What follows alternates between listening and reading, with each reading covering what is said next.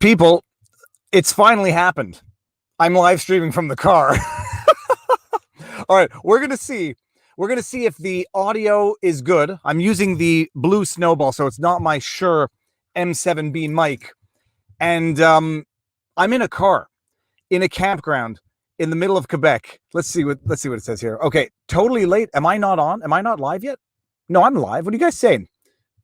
Do you prefer me? Okay, let me just see if okay, people can see me. No F's. The internet, the cell reception is a little slow, so there may be some lag. I hope it's good enough. It's going to have to do for tonight because this is the best I can do. We are in the middle of Quebec. I'm at a campground. We've pitched the tent. The kids are eating dinner. And this is the most glorious aspect of modern technology when it allows you to be productive pretty much anywhere, at any time. And I'm happy. I wouldn't want to be doing anything else than this right now on a Sunday. Now, I'm using the camera on my computer because I got to use as little energy as possible on the computer because I don't have any power, so we can only go as long as the computer will last. How is everyone doing? What can we say? This week is going to be big for law stories. And it's the day after the big announcement. So my new channel, Viva PPC, which is going to document my journey running for the People's Party of Canada. I think we're up to 4,000 subs already. The first video did very well. I'm doing episodic content on that channel. Going to be different subject matter as the day goes along, or depending on the day. And I'm going to keep some of the channel stuff separate because I don't think everybody wants to hear about PPC every time I do a video or go live, and that's why I'm going to distinguish the two channels. The rant of the day, however, which was the subject matter of episode 2 on Viva PPC, but it's something we've talked about on this channel. Government-subsidized media is corrupted media.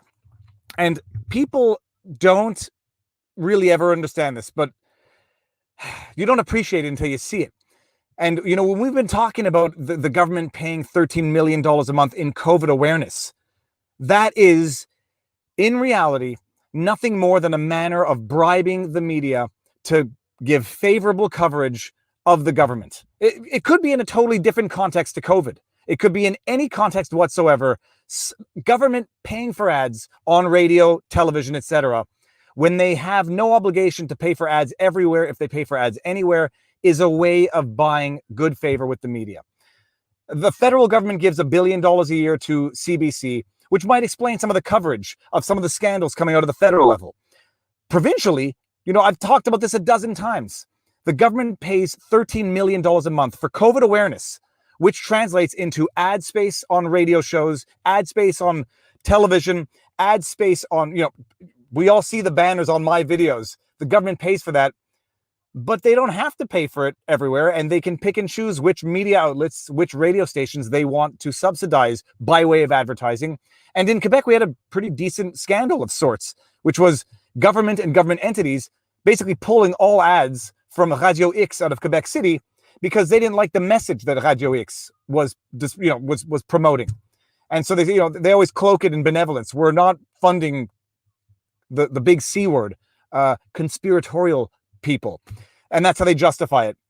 But it is how you see the government when it offers goodies, but doesn't offer them to everybody.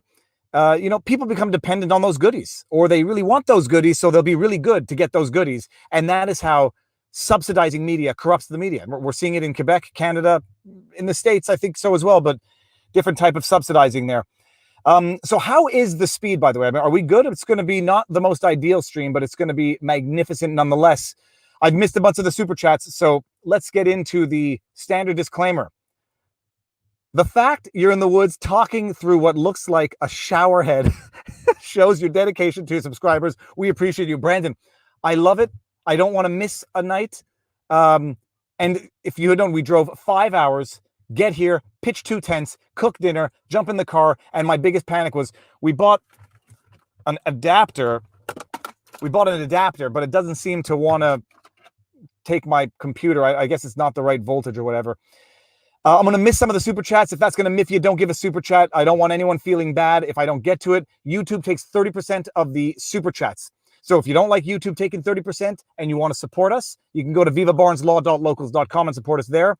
If you want to support my campaign, distinct from my channel, don't give here and say it's for the campaign. Totally different. And don't give to the campaign if you want to support the channel. Two different things.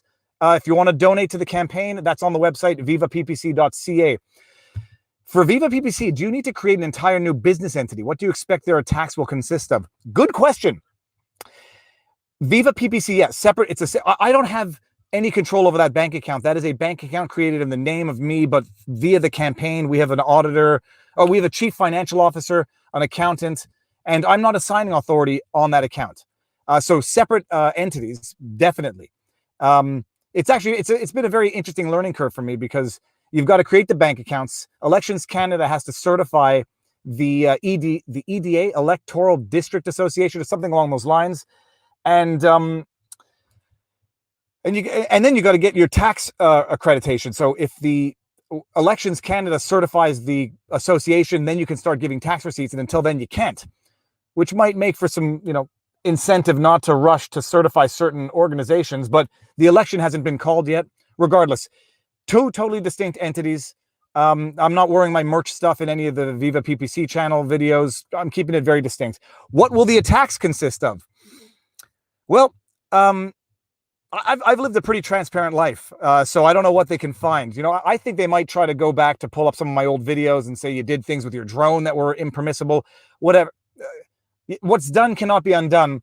And, if anything in my history discredits me from running for the PPC, that'll be the new standard, but will certainly only be applied to one side. But no, they ran a criminal check. They ran a background check. They actually ran a scan of my social media posts to see if I've tweeted anything, posted anything remotely offensive in the history of my social media footprint. I know that I hadn't, because even when I had anonymous accounts, I always took for granted one day everything would be hacked and leaked. And so I never said things privately that I would never have said publicly. So that should answer the question. How are you going to get your message in front of the people that need to see it? That's going to be a good question also. This could be an entire AMA on this entire subject, but how do you get it there? The reality is, in my district, I'm only in Westmount NDG. So, there's 55, 60,000 people that need to see that message in my district. But my running is for more than just my district. It's for Canada. And it's so people can see the PPC and get those ideas out of their head of what the CBC was depicting Maxime Bernier and the PPC as being in 2018. I remember the attacks. Racist. You had the Kinsella guy, trying to sabotage the campaign. I remember the attacks. And then I remember getting to know the party, and then I got to know Max. And I am going to normalize the party Canada-wide so that people can be proud to run for the PPC. They can be proud to publicly say they're going to vote for the PPC. The PPC is not exactly the best acronym, but it is what it is. All right. Are Americans allowed to donate to your campaign? No. And we set up credit card accounts to block non-Canadian cards and to limit the amount of the contribution to the maximum single donation, which is $1,650. We've had, in 48 hours, 24 hours, we raised more than I thought we were going to raise all cycle. It's a max per association of 100,000, but I'm not raising 100,000 just to spend 100,000. I'm going to spend, the money's going to be spent extremely judiciously, and I am not expensing anything of my own personal expenses through this account. I'm fortunate enough to be able to pay my own way through this. It's going to be for paying accountants, website developers who we've had, and all that other stuff. Okay. I see Robert's here. Let me do this. Given that U.S. citizens cannot donate to your campaign, are there non-monetary things we can do? Non-monetary versus things of value. Just spread the word. There's nothing more important than spreading the word. The network we have created is the most invaluable asset of anything. Okay.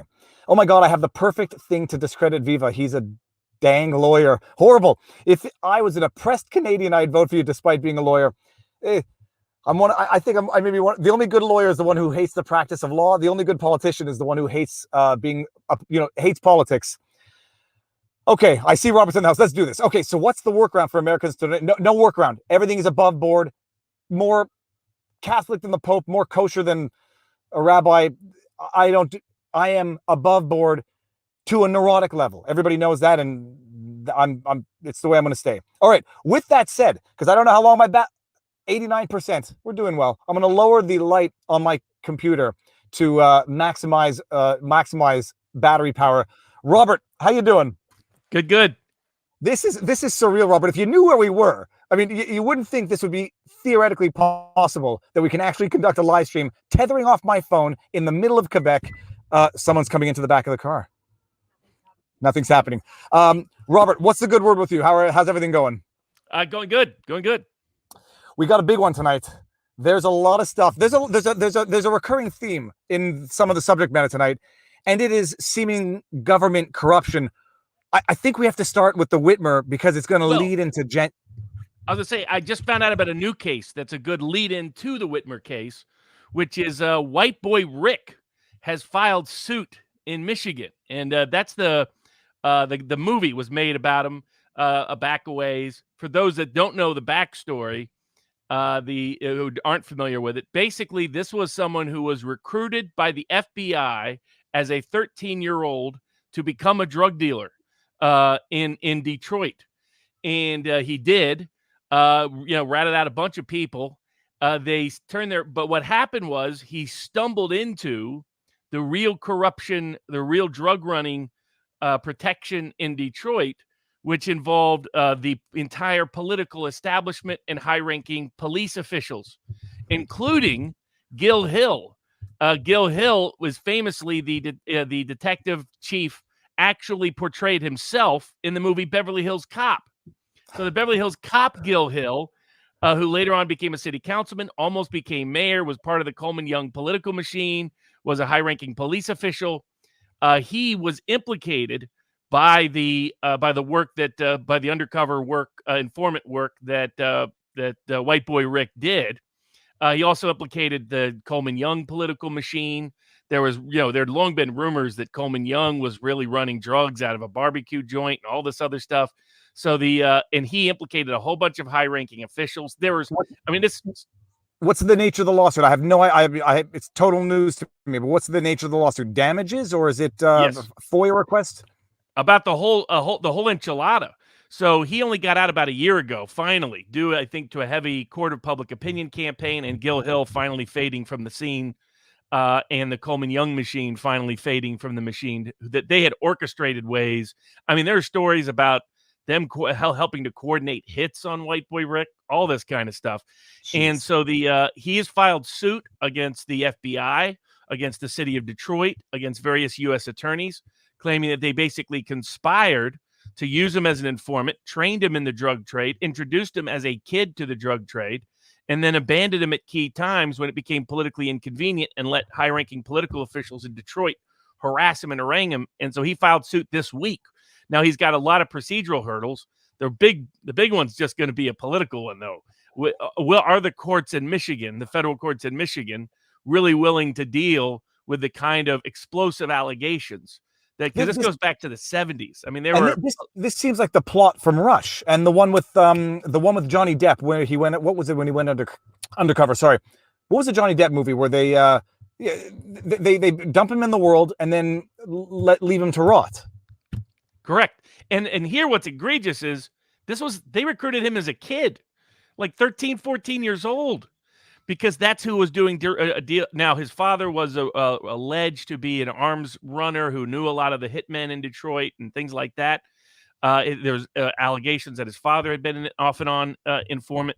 But a lot of people, former Detroit police officers, former FBI agents have attested to large parts of his story. Al Prophet has done multiple videos about this, including mini documentaries. He's the guy who details a lot of the history of the drug trade, including governmental involvement.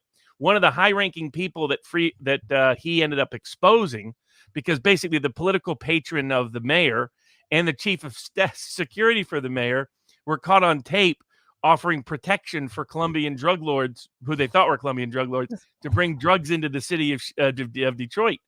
But one of those people ended up getting pardoned by the Bush family, by George W. Bush. So there's long been rumors and ruminations about what exactly did White Boy Rick stumble into as a 17-year-old kid. Well, so hold on, they got him in when he was 13. Am I imagining right that they probably threatened him with something in terms of he might have committed some juvie crime and they say, help us? Or do they threaten the parents? Or, how do you voluntarily get a 13-year-old No, to they become just an offered him informant? pay and put him into the business. So it may have been the case that his dad may have had some exposure, but it wasn't. My understanding is it wasn't a coercive threat. It was, we think you could be a great asset for us, and we'll help you protect you in this, and we'll help make you a drug dealer. And as the youngest known FBI informant in history. And basically, it would embarrass the FBI to fully expose that, so they hid it. I mean, they even covered up an attempted assassination on his life. I mean, all kinds of things, multiple attempted assassinations on his life. The rumor was that people connected to the mayor and the police actually put a $500,000 bounty on his head at a period of time. And the feds only partially came to his rescue. Now, there's criticism that he made some mistakes along the way himself, that he was introduced to a trade that he was like, I kind of like this trade. So there's some of that there to it, but it's extraordinary. And it's a good introduction, because who could have met, because it's Michigan, it's FBI corruption, it's informant corruption, misuse. I mean, it's all of those components to it. But so it's an interesting suit. Turning, I imagine this 13-year-old committed crimes in the context of his employment with the FBI. You take a minor and you turn them into a criminal in no lesser terms. I mean, I know nothing of the story, so it's Donnie Brasco, by the way. I'm thinking Donnie Brasco, and I'm thinking Rush, where they get people hooked to drugs. In the context, leave them out to dry. They get them so far in, they can never take them back out, and they're pawns in the game, and ultimately they're just committing crimes while protecting those who are the actual underlying criminals. It gets even crazier. I mean, they set him up at his trial. There's rumors that the police chief is the one, or high-ranking police officials paid people to appear to be drug dealers and go to his trial and pretend to be his friend to influence the media and influence the jury. That one of the law enforcement officers testified that he was forced to testify in ways that he regrets, that there really wasn't a foundation for his explosive testimony against him. Then he was kept in prison long after he should have been released. And so there was multiple issues with what took place in his case. Every level of corruption, he just kind of stumbled into it. And because of the corruption he exposed, he ended up serving a much harsher punishment than anybody else in his comparable position would have. And what he didn't realize is that he not only stumbled into Detroit political institutionalized corruption involving the drug trade, but that it may have also involved some famous families who might have occupied the White House during periods of time he was in prison. Unbelievable. Now, I'm giving everyone in the chat fair warning. I don't believe in killing any animal unless you're going to eat it, with the exception of mosquitoes. And I see some mosquitoes in the car. So if you see me killing something, it's a mosquito, and I'm going to do it because they are awful creatures that have no business on this earth except to feed bats. Okay, Robert, with that said, I'm going to look this over, because it's apparently a $100 million lawsuit. It sounds like they're going to make a movie of it if it's not just a remake of 2, 3, 4 movies that have already been made. But getting into the things that no one could have ever thought actually happen, and if you suggest that they're happening currently, you're a crazy conspiracy theorist, despite the fact that they've happened time and time again. Okay, White Boy Rick revealing what some are suggesting could possibly be the case with Governor Gretchen Whitmer's alleged kidnapping plot. And Robert, so you brought it up. You sort of predicted this before it was even predictable. And I took some flack from friends and family who say, be careful. Don't make these suggestions because you look like an apologist for some criminals. Say it's not necessarily an apologist, because couldn't even see that far ahead of the curve. But now we're there. And now we know the details, which is 12 plus informants with FBI agents some of these informants are being paid $55,000. I don't know if it's annually or whatever. They're being paid to not just infiltrate, report back, to actively lead. They are given leadership roles by the FBI. They're training. They are, to say that they're suggesting or inciting or encouraging is an understatement. They are basically infiltrating, a militia. This one's called the Wolverine Watchmen. And they're basically egging them on in terms that are so active and so proactive, it's shocking. But they're taking leadership roles in training, in running, whatever they call them, the test runs to go check out the properties. And then, lo and behold, they arrest 12 people and run up the charges that they did. And the question even BuzzFeed is asking is, would there have even been a conspiracy but for the proactive involvement of the FBI and the informants? Robert, the legal question is this to me. I think I know the answer, but I probably don't, and I'm sure others don't. When does investigation become entrapment? What is that threshold in law where they cross the line? So under the Sixth Circuit Court of Appeals jury instructions based on a Supreme Court change to entrapment law in the early 90s, a different Jacobson decision, a better Jacobson decision, that was Jacobson versus the United States, is that the two factors are, did the person already have the idea before the informant appeared, before the FBI or the informant appeared? And that's the first step. So, in other words, were they already going to commit it and somebody infiltrated a criminal organization already dedicated to the crime? And then the second part is, did they instigate or persuade any aspect of it?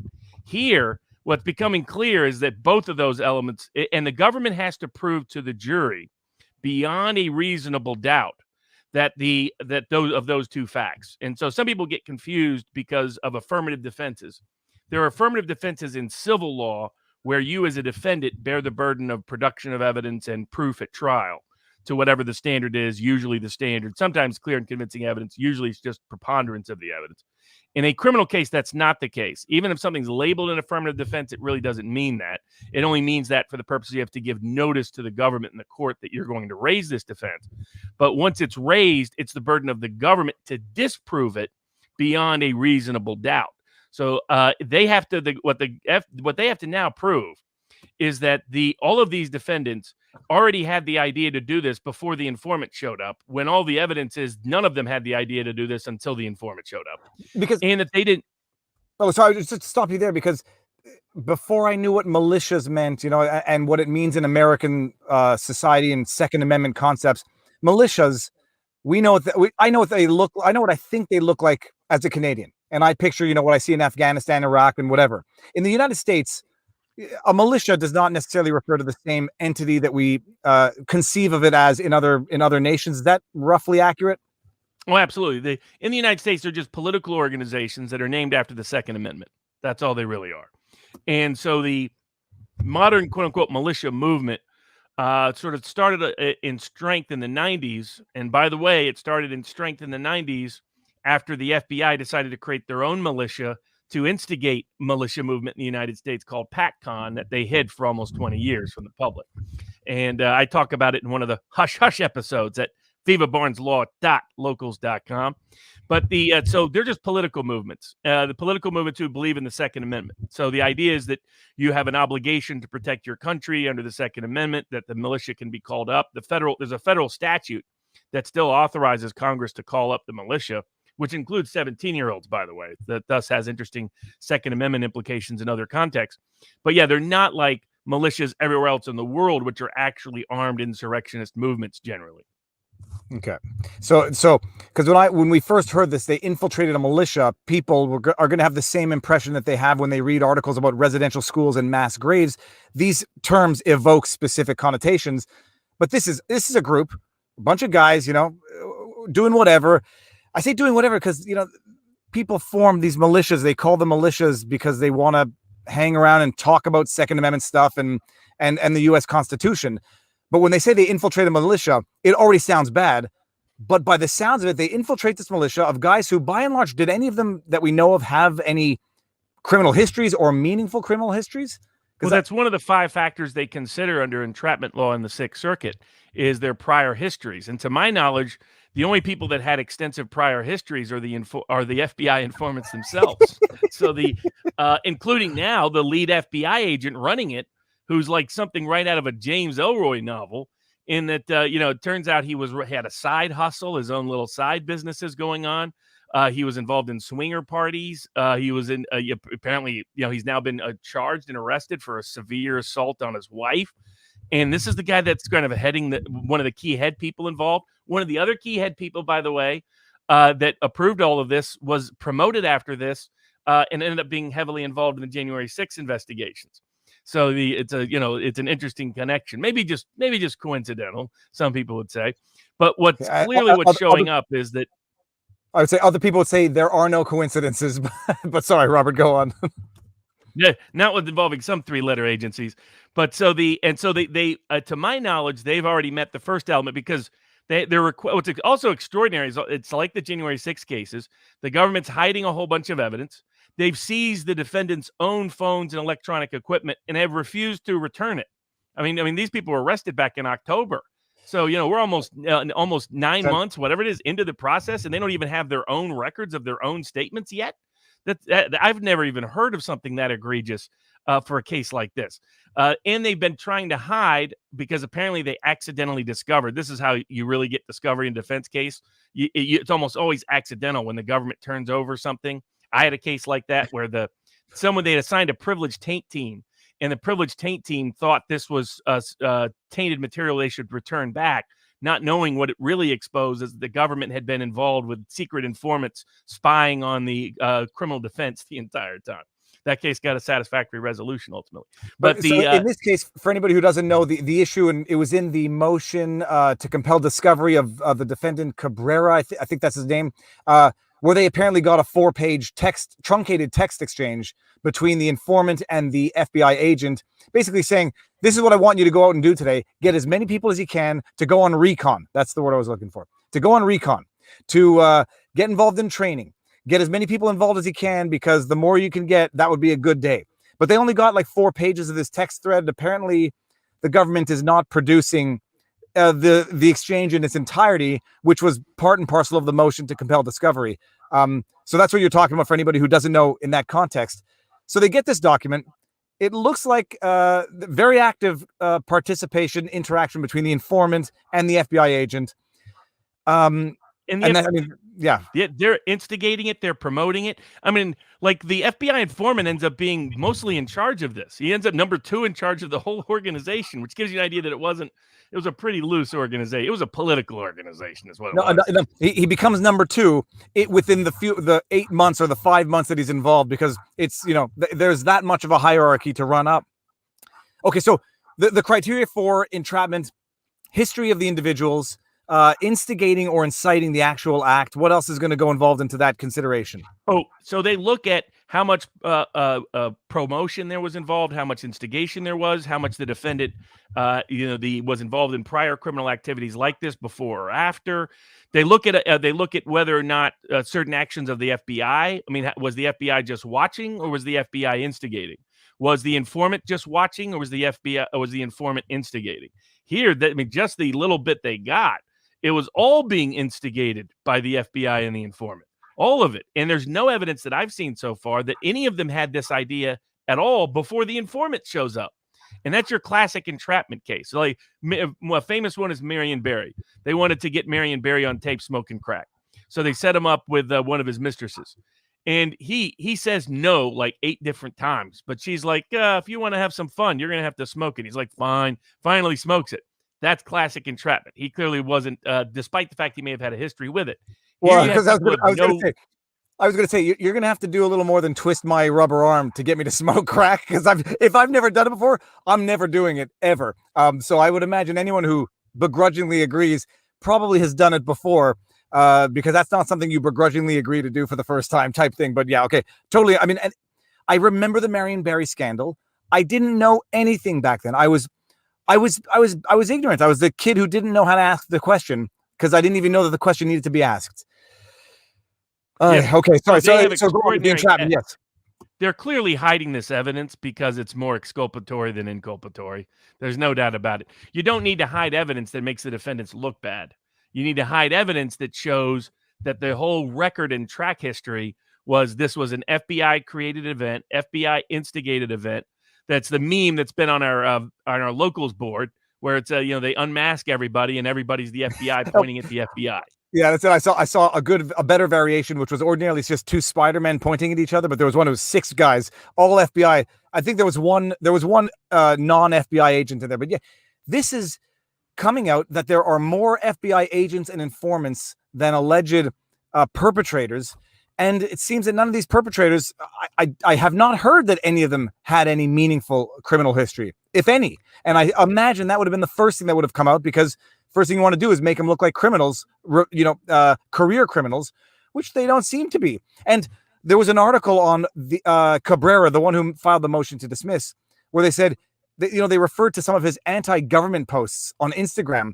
And I watched those videos, and to refer to that as to suggest that is anything incriminating in a criminal sense is an absolute abuse of the word anti-government messages, where that's just, stuff that disgruntled people who pay too much in tax say.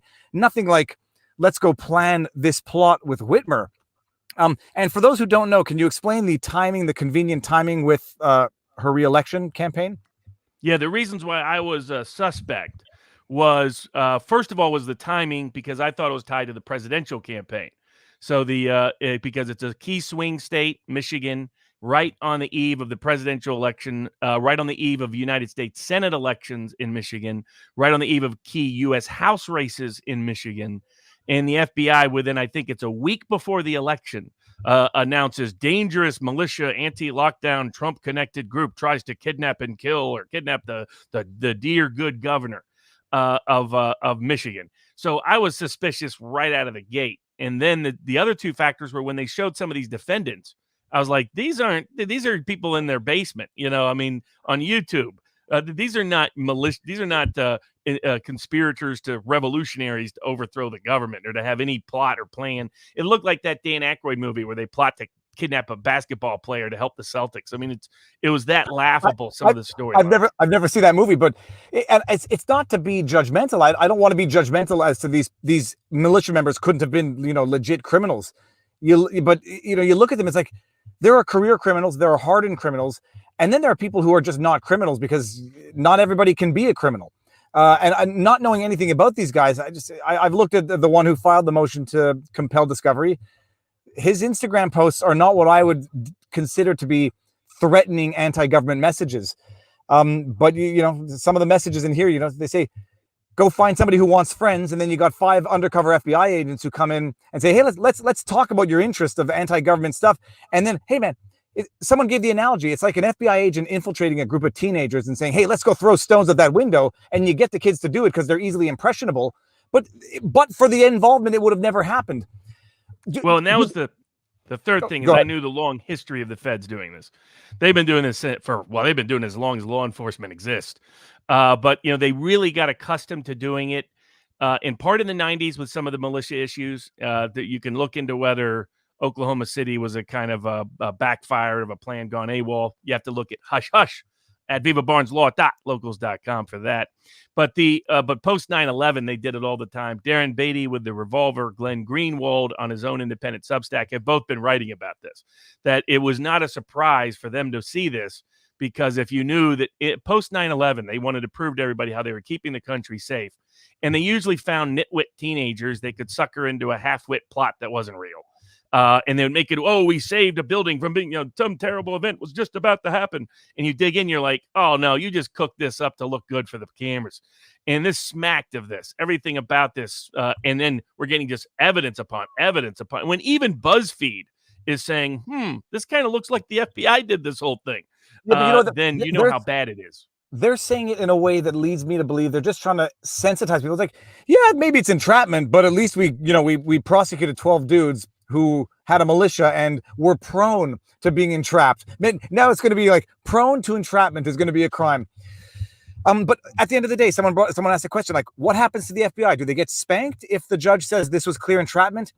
Where is the accountability? Assuming at the end of the day, a judge says this was obvious entrapment, shame on you. Where's the accountability and who does it? Well, a study some years ago documented 2,000 cases where state and federal prosecutors or agents were cited for extraordinary misconduct by the courts that usually go out of their way to hear no evil, speak no evil, see no evil when it comes to the government. More than 2,000 cases where the courts themselves found egregious misconduct, and in only 2 instances was anybody disciplined at all. And just look at Spygate. Nobody was disciplined in Spygate. So Kleinsmith got a slap on the wrist. I was going to say, Kleinsmith, what happened to him? He got a year. He got a 1-year suspension that didn't even matter. 1-year suspension, retroactive to last year.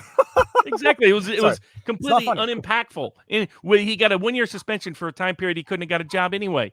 So no impact by the state bar, only probation, no criminal punishment of any consequence. I was going to say, for the time period, he was on leave in any case, disciplinary leave, but he had just had a kid. He probably would have wanted to stay home anyhow. It is what it is, and it's offensive to everybody who is paying attention. So by and large, nothing's going to happen because who would have to look into it? Department of Justice? Like who would investigate that? Yeah. The same reason why White Boy Rick is filing suit. It's that the system, only investigates itself, and that's a good bridge into the next conversation, because you can see that the Biden administration, while they're pursuing this Whitmer case that they should have dropped soon after the election, that they are aggressively pursuing the January 6th cases, going after COVID dissenters like we talked about last week. In ways where they're trying to expand the criminal law in questionable manners and targeting people that the feds would never prosecute normally. At the same time, they're letting people accused of being Chinese spies walk. They let most of the Antifa people walk. Nothing happened with the Spygate people. And now they're letting all the Democratic governors walk from probably at least, go ahead. I was going to say, before we get to the governors, explain the Chinese spies, because that's another one where I don't really, I appreciate the overview, but not the details. What's going on there? There was the Trump administration had put a big focus on espionage by the Chinese government and its allies throughout academia, especially in various think tanks and other people that had access to government-funded projects and things that would be otherwise secure. China's infamous for its espionage. If there's hacking going on, people shouldn't be looking to the Russian government, much more likely from the Chinese government of a consequential kind. But so the Trump administration had charged a bunch of people and put a bunch of people under investigation, and it was announced this week that a whole bunch of those charges are either the cases are not going to be brought or not be pursued or just flat out dismissed. And so it's part of a broader pattern that you add that to what's happening on the other side of the aisle, but particularly the Democratic governors, that they're not going to investigate Cuomo any further. They're not going to investigate Pennsylvania Governor Wolf any further. They're not going to investigate Governor Whitmer any further. So while they're pursuing a bogus prosecution that boosted Whitmer politically in Michigan and boosted the Biden administration at a critical time, or the Biden campaign at a critical time in Michigan, they're turning around and making sure the governor gets to walk from the what appeared to be just direct misconduct and misrepresentations to the Trump administration about what they were doing with the elderly people in nursing homes during COVID. And look, I've done videos on this. We've talked about this at length in prior vlogs, prior streams. Cuomo, it wasn't just a question of him enacting executive orders of transferring COVID positive patients to nursing homes. Because at the beginning, the defense was that the CDC was recommending it. CDC subsequently stopped recommending it, and he continued to do it. So it wasn't just that. It wasn't just that he continued to do something that was being recommended against now by the CDC. It's that he fudged the numbers in terms of identifying where people died so that it would underreport the fact that they died in nursing homes and attribute the deaths to hospitals. And then some people were saying, well, to pull a Hillary Clinton, what difference does it make where they died? Well, a big difference, because when you're dealing with a pandemic, you want to know where the outbreaks are. You want to know where the contagion is. You want to know where the deaths are actually resulting from and not just occurring. Send them out into the forest doesn't mean that the deaths occurred in the forest if they contracted it at a hospital, at a nursing home, because you were bringing in COVID positive patients. And apparently, like the European variant or the New York variant, whatever it is, was the one that spread the most. So this was something that actually impacted the entire United States. And other than the fact that 15,000 people died, or something between 5 and 10,000 who didn't have to, whose deaths were concealed. Other than that, it impacted the nation. And now nothing's going to happen. That's it. But being done. Done. So the Whitmer gets to walk, Wolf gets to walk, and Cuomo gets to walk. And so, the Biden administration is weaponizing the Department of Justice full scale. All the things they accused Trump of doing is what Trump didn't do. In fact, it was weaponized usually against him, his own Department of Justice. But Biden administration is doing it at a level that even Obama didn't reach. Even Obama didn't quite. Obama weaponized it aggressively. Eric Holder was definitely his standby guy, his protector.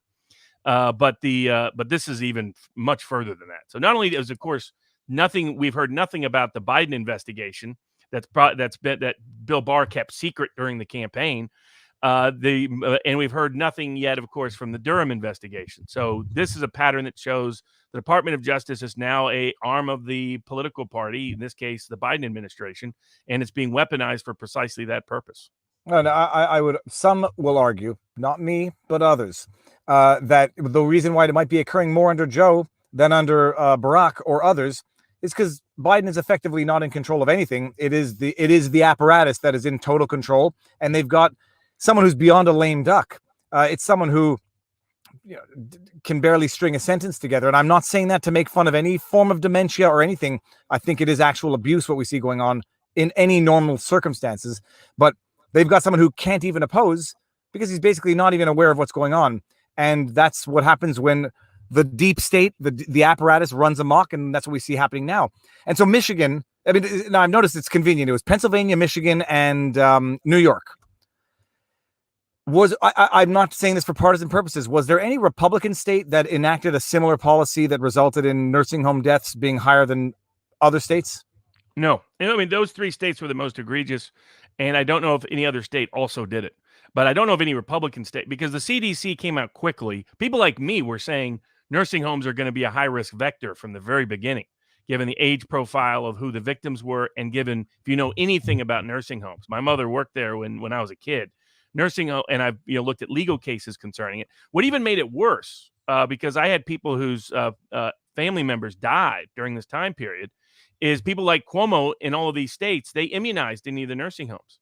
So they forced the nursing homes to take COVID-infected patients, knowing the nursing homes are high-risk vectors. And they continued even after the CDC explicitly warned not to do that. And then they turned around and immunized the nursing homes from any suit for anybody who died. So they just let a lot of people die, knowingly at some level, and they're going to face no consequences civilly or criminally for it, thanks to the Biden administration. And then meanwhile, they're going to get the FBI involved to entrap people under the Whitmer kidnapping plot on the basis that they were acting out because she was locking them down. And incidentally, similar problems in Canada, but not exactly the same. Where just the nursing homes, long-term healthcare facilities, as we call them, it's more politically correct, were understaffed, under-equipped, and everyone knew it. And while everyone knew it, Justin Trudeau is donating our PPE to China in February, knowing this is coming because everybody knew it was coming. And sure as sugar, 70-80% of the deaths and even more of the transmission occurred at nursing homes, understaffed. So they were shifting staff, infected staff from one home to the next. I was getting calls, but anybody sending me an email, I'm not practicing law anymore if I can avoid it. So people were calling me like, I want to sue. I was like, I can't do it. I hear someone who might, but I heard about this, Robert, early on as well. It's just hindsight is 2020, and it gets even worse than you thought it was at the time when you were still learning how bad it was. So they're all going to walk, and that's it. That's the end of the story. Whitmer. Sorry, go ahead. As just another illustration, the Office of Inspector General came out with another report this week of another high-ranking FBI officer who was illegally leaking information to the media during the key time period. You can almost guarantee it was about Trump during the campaign. 2016, for anybody who doesn't know, 2016. They don't mention the name. A high-ranking, senior-ranking FBI official accepting tickets to black tie events and disclosing confidential information to the media. Nothing to see here, folks, and there's no name. And what was the outcome of this OIG report? Nothing. Not going to pursue it any further. Here's this bad stuff that happened. He retired and refuses to, and he's getting his full pension, refused to admit or acknowledge anything, refused to sit down and talk, and there's going to be no follow-up of any kind because the D.C. U.S. Attorney's Office is too busy making sure that the grandmas taking selfies in the Capitol in an unauthorized manner are all rounded up. No, and so you sent me this. It's a 2-page report, but I did pick up on that. It says we can't compel testimony from anyone who is retired or retired in the context of the investigation, and I guess retired or took whatever it is, are no longer with the FBI, so they can no longer be compelled to testify or provide answers. So we've investigated ourselves. This time it's not no wrongdoing. It's some wrongdoing, but we have no remedy because the person no longer works for us, and case closed, end of story. We're not even revealing the name of the individual. So the collective knowledge of the interwebs can go out and find what happened. That's it. Done. And nobody even, how do you even find that 2-page report, even if you're looking for it, Robert? Yeah, exactly. Okay, it was a rhetorical question. But you track that. Yeah, exactly. Okay, so now no, sorry, go ahead. Okay, so now that transitions into Sorry, go ahead. There is lag, so we're going to talk over each other. You go. I'm not saying another word. Oh, sure, no problem. So that's a good lag. Good lag. Good good transition into the cases they are paying attention to, which is the January 6th cases. And some people keep sending me, why am I not involved in the January 6th cases? I represent Kyle Rittenhouse. And if I got involved in the January 6th cases, they would use it very quickly to smear Kyle Rittenhouse, who they've already smeared. And by the way, it may be eternal truth number 3. Eternal truth number 1, Sally Yates is corrupt. Eternal truth number 2, Jeffrey Epstein didn't kill himself. And maybe for the time being, eternal truth number 3, Black Rifle Coffee totally sucks. But because Black Rifle Coffee smeared Kyle Rittenhouse, then had a bunch of so-called conservative press try to cover up for him this past week. But because I represent Kyle Rittenhouse, given how easily he's smeared by the press and the media, I can't get involved in those cases personally until the Kyle Rittenhouse case is finished. But here's some things that can be raised for each of these defendants to look at. Some public defenders are doing a very good job.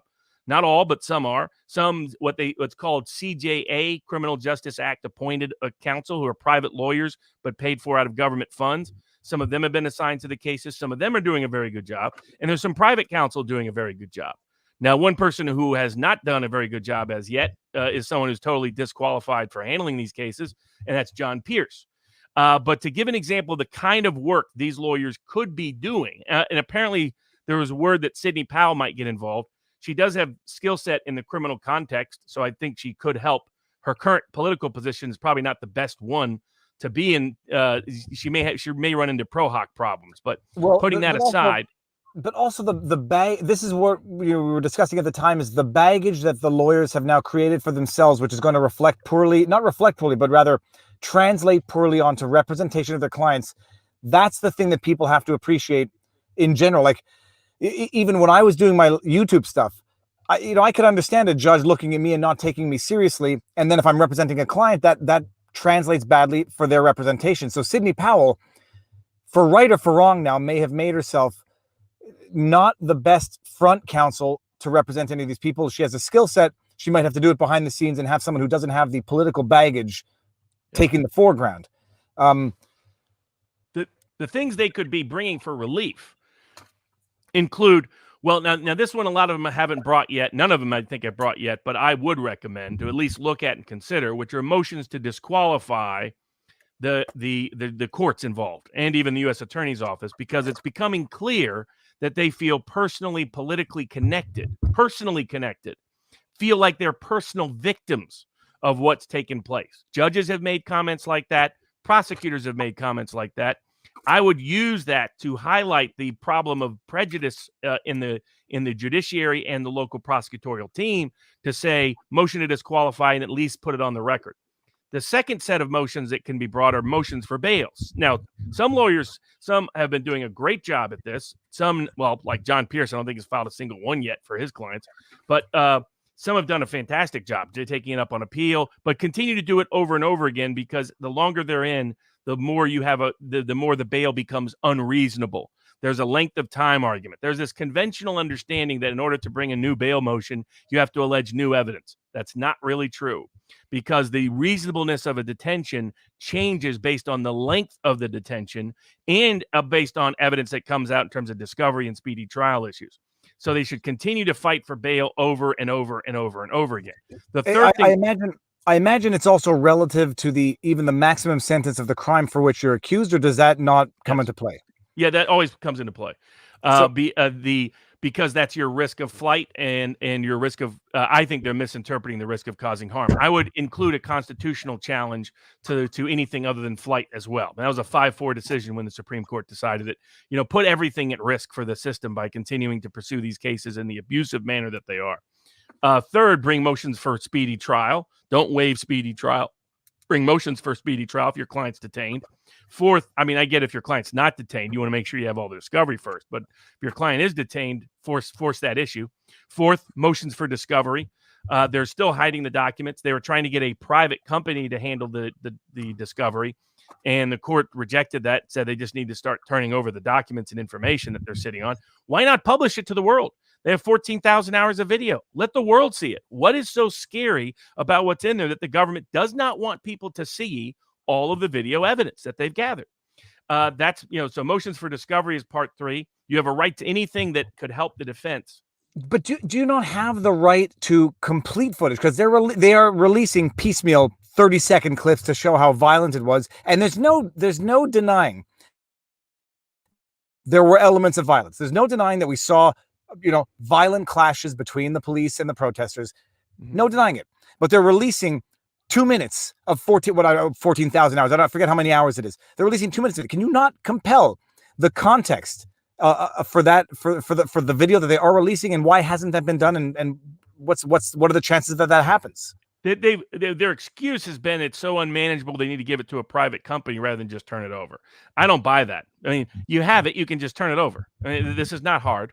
Let the defense manage it. If it's so unmanageable, let the defense deal with it. If they do a bad job, you can accuse them of using it out of context, but let them deal with it. That's typically how it works. It's the old Friday night dump. But and why not disclose all? I mean, almost all of this is evidence, and so it's not private, to my knowledge. So almost all of this should be publicly disclosed. It should be disclosed to the public, so the public can see. Because my guess is crowdsourcing will lead to more information, and crowdsourcing part of the evidence for these cases. Matt Brainerd's doing some good work on these cases. I think could also be very helpful for these financially strapped defendants. The next thing is motions to dismiss. There was a group of lawyers that John Pierce replaced. The lawyers that he replaced had actually brought a very good motion to dismiss.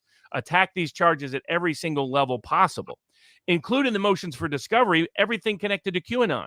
By this point, the judges and the prosecutors at different times have cited QAnon connections as relevant. Well, let's find out how much QAnon looks like the Whitmer case.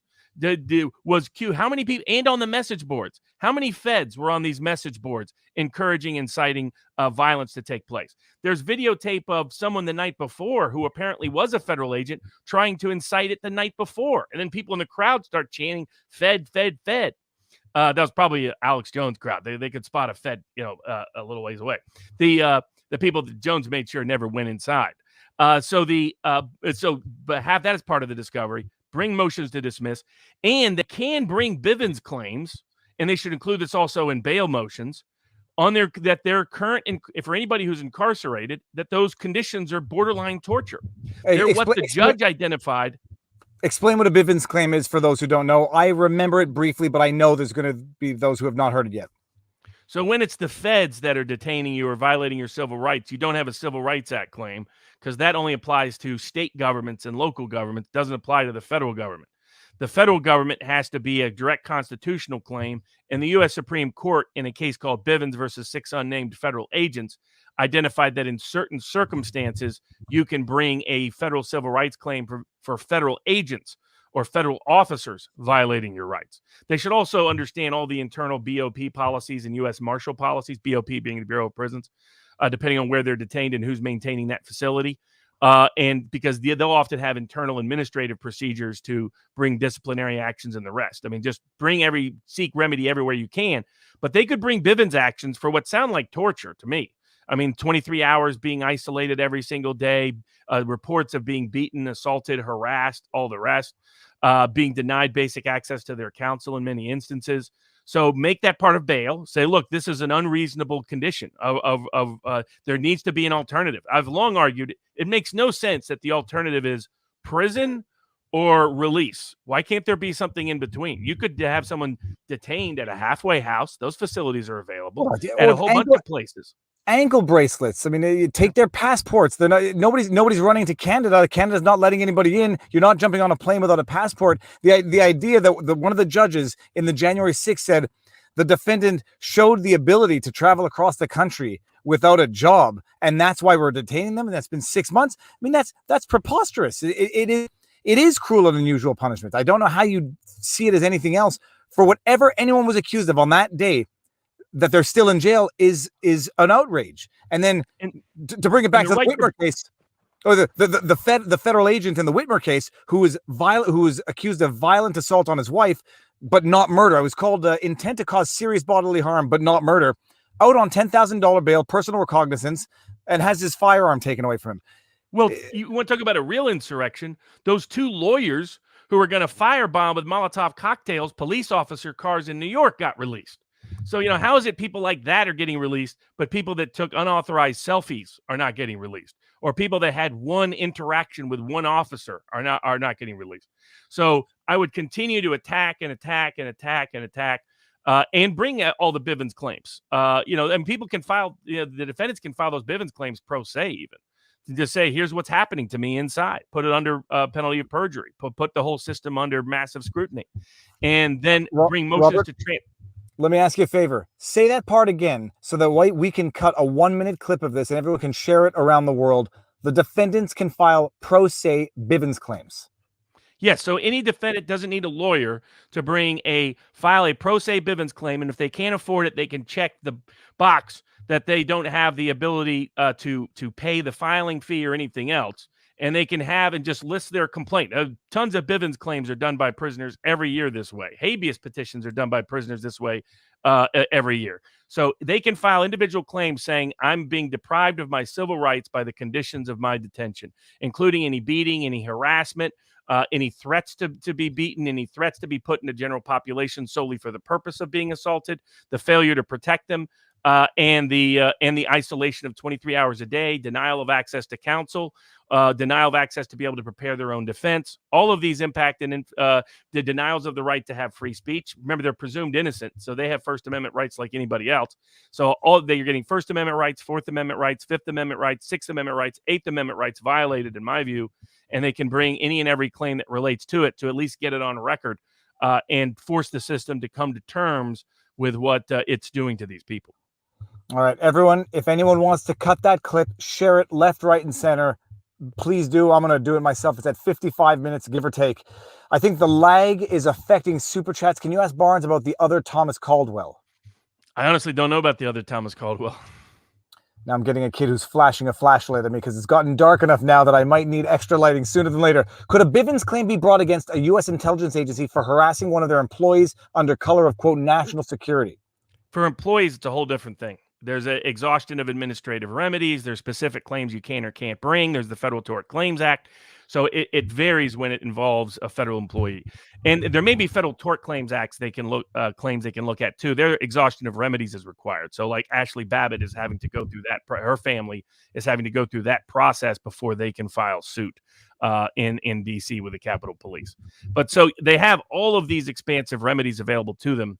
Now, as to sentencing, credit to the lawyer who advocated for that person who was sentenced still to a ridiculous sentence.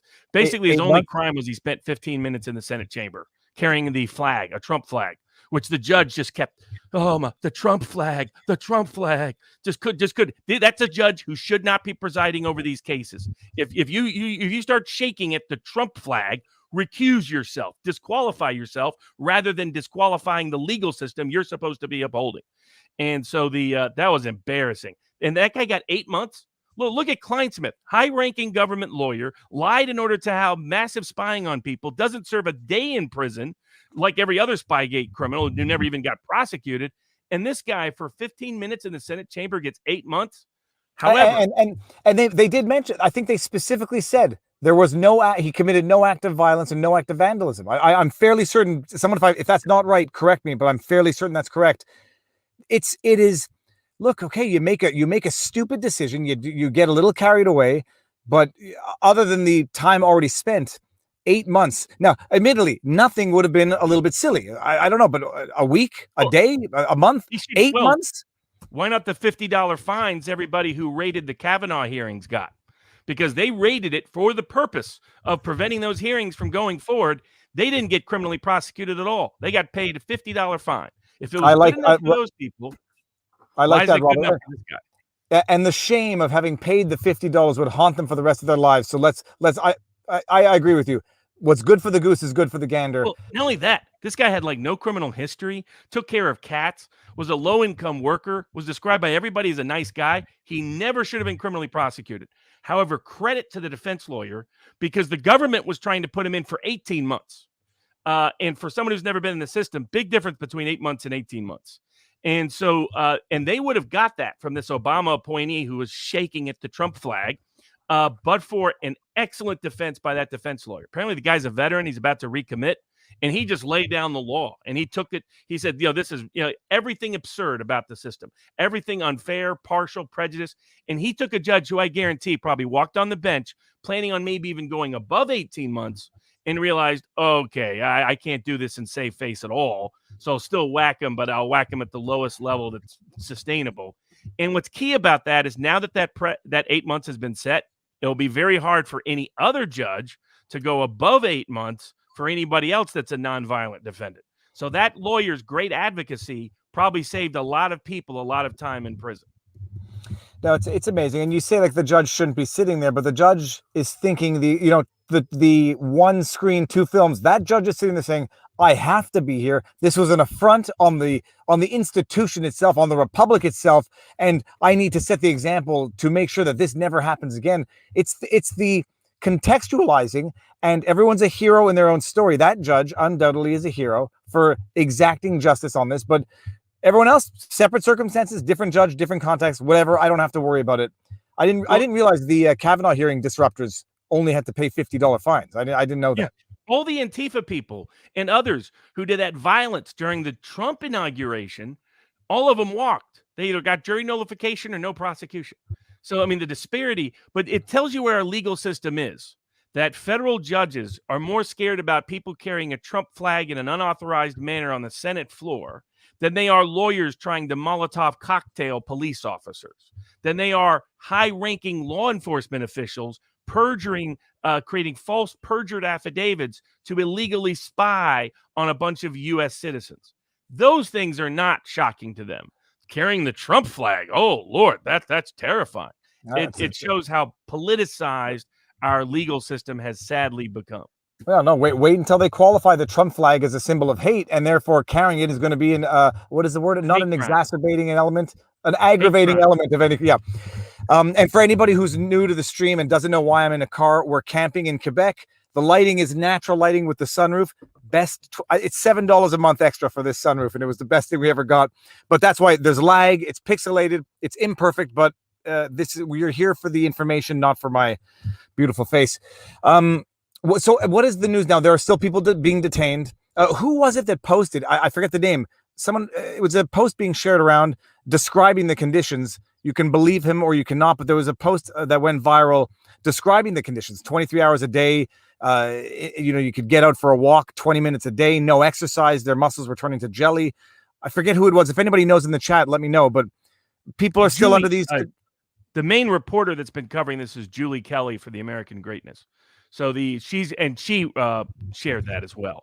So okay. She's been getting information from them and has been reporting on all of it, reporting on the hearings, and has done a very good job doing so. Been on Tucker, I think, a couple of times. So for people who want to keep up to date with what's happening in those cases, Julie Kelly with American Greatness is the person to follow. You can find her on Twitter. You can find her at American Greatness as well. All right. And actually, just to throw the proper respect out as relates to Whitmer coverage, Charlie LaDuff. Check him out. He's got the No Bullshit Hour on Facebook. Amazing, eccentric guy. Amazing journalism. Robert, I know what I want to talk about now, but is there a better segue, or do we go straight to Candace Owens and Facebook? No, Candace Owens is a good one. Okay. So for those who don't know, Candace Owens sued not Facebook, and we're going to discuss this strategic decision given the outcome now. It's nice to play front seat driver or, Sunday morning quarterback. I screwed both of those up. Candace Owens sued Lead Stories and the other parent company for defamation, tortious interference with contractual relations, tortious interference with prospective business relations, and unfair competition because Lead Stories fact-check Candace Owens' stories, slaps a label on it on Facebook for and on behalf of Facebook because Lead Stories contracts with Facebook to do the fact-checking. In so doing, conveniently enough, diverts traffic from Candace Owens to the real fact-checkers, Lead Stories itself. So diverting traffic from Candace Owens' wildly popular page. Candace Owens, as a result of the hoax alert, false fact check label, gets demonetized on Facebook, which works sort of like YouTube. So she doesn't get ad revenue from Facebook. She's no longer allowed to advertise on Facebook. So she can't sell her book anymore. For anybody who thinks that's a sin, too bad. She's allowed selling her stuff. So she sues for all these damages. Judge comes in and says, essentially, There's a debate on jurisdiction, which I don't think anyone cares about. The judge says, I have jurisdiction to hear this claim over lead stories. They contract with Facebook, and Facebook does business in Delaware, so I have jurisdiction. I have jurisdiction, and now I'm dismissing the case because there was no defamation, because the statements that Candace Owen made to the effect that death counts were being inflated for the purposes of exaggerating the pandemic, they were denied, contradicted by Dr. Birx and other authorities. To the extent that they were denied, we can say that the fact check false is sufficiently true so as it doesn't constitute defamation. And then once you lose the defamation claim, you lose all the other claims. You lose the tortious interference because there's no tort, and you lose the unfair competition because there's no act of unfairness. On the merits, Robert, I mean, it wasn't an untenable decision, but what's your impression of the decision on the merits of the issue if you didn't know the parties involved? Well, I thought the main point you highlighted with that great Alex Jones memed rant at the end of your video is the apropos one. The big problem was they labeled her statements a hoax. They labeled her post a hoax. And he went to great lengths to say, oh, you know what? That's just hyperbole. And he actually said this with a straight face. He said, no reasonable person. Now, this is the legal standard he had to come to the conclusion of. But he said, no reasonable person would conclude that the alleged allegation of a hoax by a fact checker organization actually has any factual implications whatsoever. It was a preposterous claim by a politicized court. I'll even one step further in the description. The judge said nobody reading Hoax Alert would have understood it to be that Candace Owens was propagating a lie. They would have merely understood it to mean that they have to read it with a more cynical, scrutinous eye. And now the funny thing is, I'm sitting there, Robert, on a paddle boat, because this is where I'm thinking about the Candace Owens video. And I was like, geez Louise, that's exactly what Alex Jones said when he came out and said another tragic event was a hoax. And they sued him. We'll see what happens on the merits. The problem is here I can appreciate I can't suck and blow at the same time either, because I do think, calling something a hoax, it argue as to whether or not it's a matter of opinion or a statement of fact, whatever. But they went after Alex Jones full throttle, straight to the Supreme Court, still ongoing. And in this case, they say, well, when they called her statement a hoax alert, they didn't mean hoax. They just meant read it with a more scrutinous eye. Nonsensical. But then on the one hand, you say, they said that the fact check was false and that they're not, I'm mixing up the words. They said the fact check was not a defamatory statement, that it was a false statement because it was contradicted. And at the same time, they go and say that calling it a hoax was not a factual statement either, because it just meant read it with skepticism. I mean, the case law, I don't know the case in that decision. I mean, what was the underlying case law? Yeah, the problem with that's the most problematic aspect of his decision, because legally he has to determine not whether he as a judge thinks that. He has to conclude that no reasonable person could possibly interpret a hoax alert from a fact-checking organization as having anything to do with facts. I mean, just that statement is frankly ludicrous. What's ludicrous is the judge's statement. That's what's ludicrous. And so that statement made no sense. Now, they chose to sue in Delaware. And I think when we talked about it at the time, the suit could have been improved a little bit, in my view. And it was a risk to pick Delaware because, that's the president's home state. That's where they're investigating Hunter Biden right now. But why did she pick Delaware and not? I don't know what would be a more favorite. She lives there. She lives there. And my guess is some local people thought it would be smart. Some of the lawyers probably thought it would be smart legally. But I think they misread the dynamic. Delaware is suing in a heavily Democratic state is a big risk. Unless you know what unless you know something that I don't know. But this a very politicized judgment. He made a statement that I don't think can be justified with a straight face, because it's one thing if a comedian said it or someone that says hyperbole, like All the Time says it, things like that. But this is a fact-checking organization. Organization. No, fact check. They say not just false, hoax alert. Now that is a factual. To me, that's a factual statement. That is not saying. That is not. Someone's going to accuse me of being politically biased here, but that is not like saying something is a hoax, because when you say something is a hoax, it means it could mean any varying degree of severity of something. When a fact checker says false, and then above and beyond the false, hoax alert, The only conclusion I draw from that is that it's a lie intended to propagate misinformation. And so, I mean, I thought it's totally untenable. It's incongruous of an argument. But the only question is it appealable? And is any higher level court going to say, okay, well, even if we disagree with that statement, the substance of the rest of it, I think we can agree with. Okay, it's not a defamatory statement to say false or fact check false. It's our fact check assessment. We agree now that these fact checkers are not actually fact checkers, but they are sort of opinion pieces. I think we all agree that that's what they are now. Nobody takes them as fact checkers. It's an interesting defense in that sense, because this exposes the Facebook fact checkers as not being about facts at all, according to a federal court, that they're just a bunch of political hyperbole and opinion makers. That's what the federal court determined. So that, can Facebook even continue to call them fact? Maybe Facebook can be sued for fraud for calling them fact checkers. So I think that she has a very robust appeal. It's whether the court can get past the politics of the issue, because I don't think any honest judge could say that no reasonable person anywhere could interpret that statement not to be a factual statement when it's being made by a fact checker organization. I mean, it's so outlandish on its face. I'm beyond reasonable as far as the person goes. That's exactly how I took it. It was not just fact, hoax, because she's out there. And it's even worse than that. It's that she's out there trying to promote the hoax, to sell her book, to make money, and to be the worst of the worst in terms of exploiting tragedy by propagating lies so that she can sell whatever she's selling as a result. It's the worst of the worst. It was pure defamation. It was the classic definition of it. What I think it recommends is for people that are looking at these cases in the future, they should incorporate a public opinion polling. I've been saying this to lawyers, and for venue, in the January 6th cases, they should poll the different venues. Before jury selection, you should poll the local venue. They should poll to see how people interpret that statement, because I think we all know 75% of people probably who read that statement would interpret it as a factual statement accusing Candace Owens of lying when Candace Owens didn't lie. No, and that's the other thing, is like, she didn't lie. She has her authorities that are justifying her position.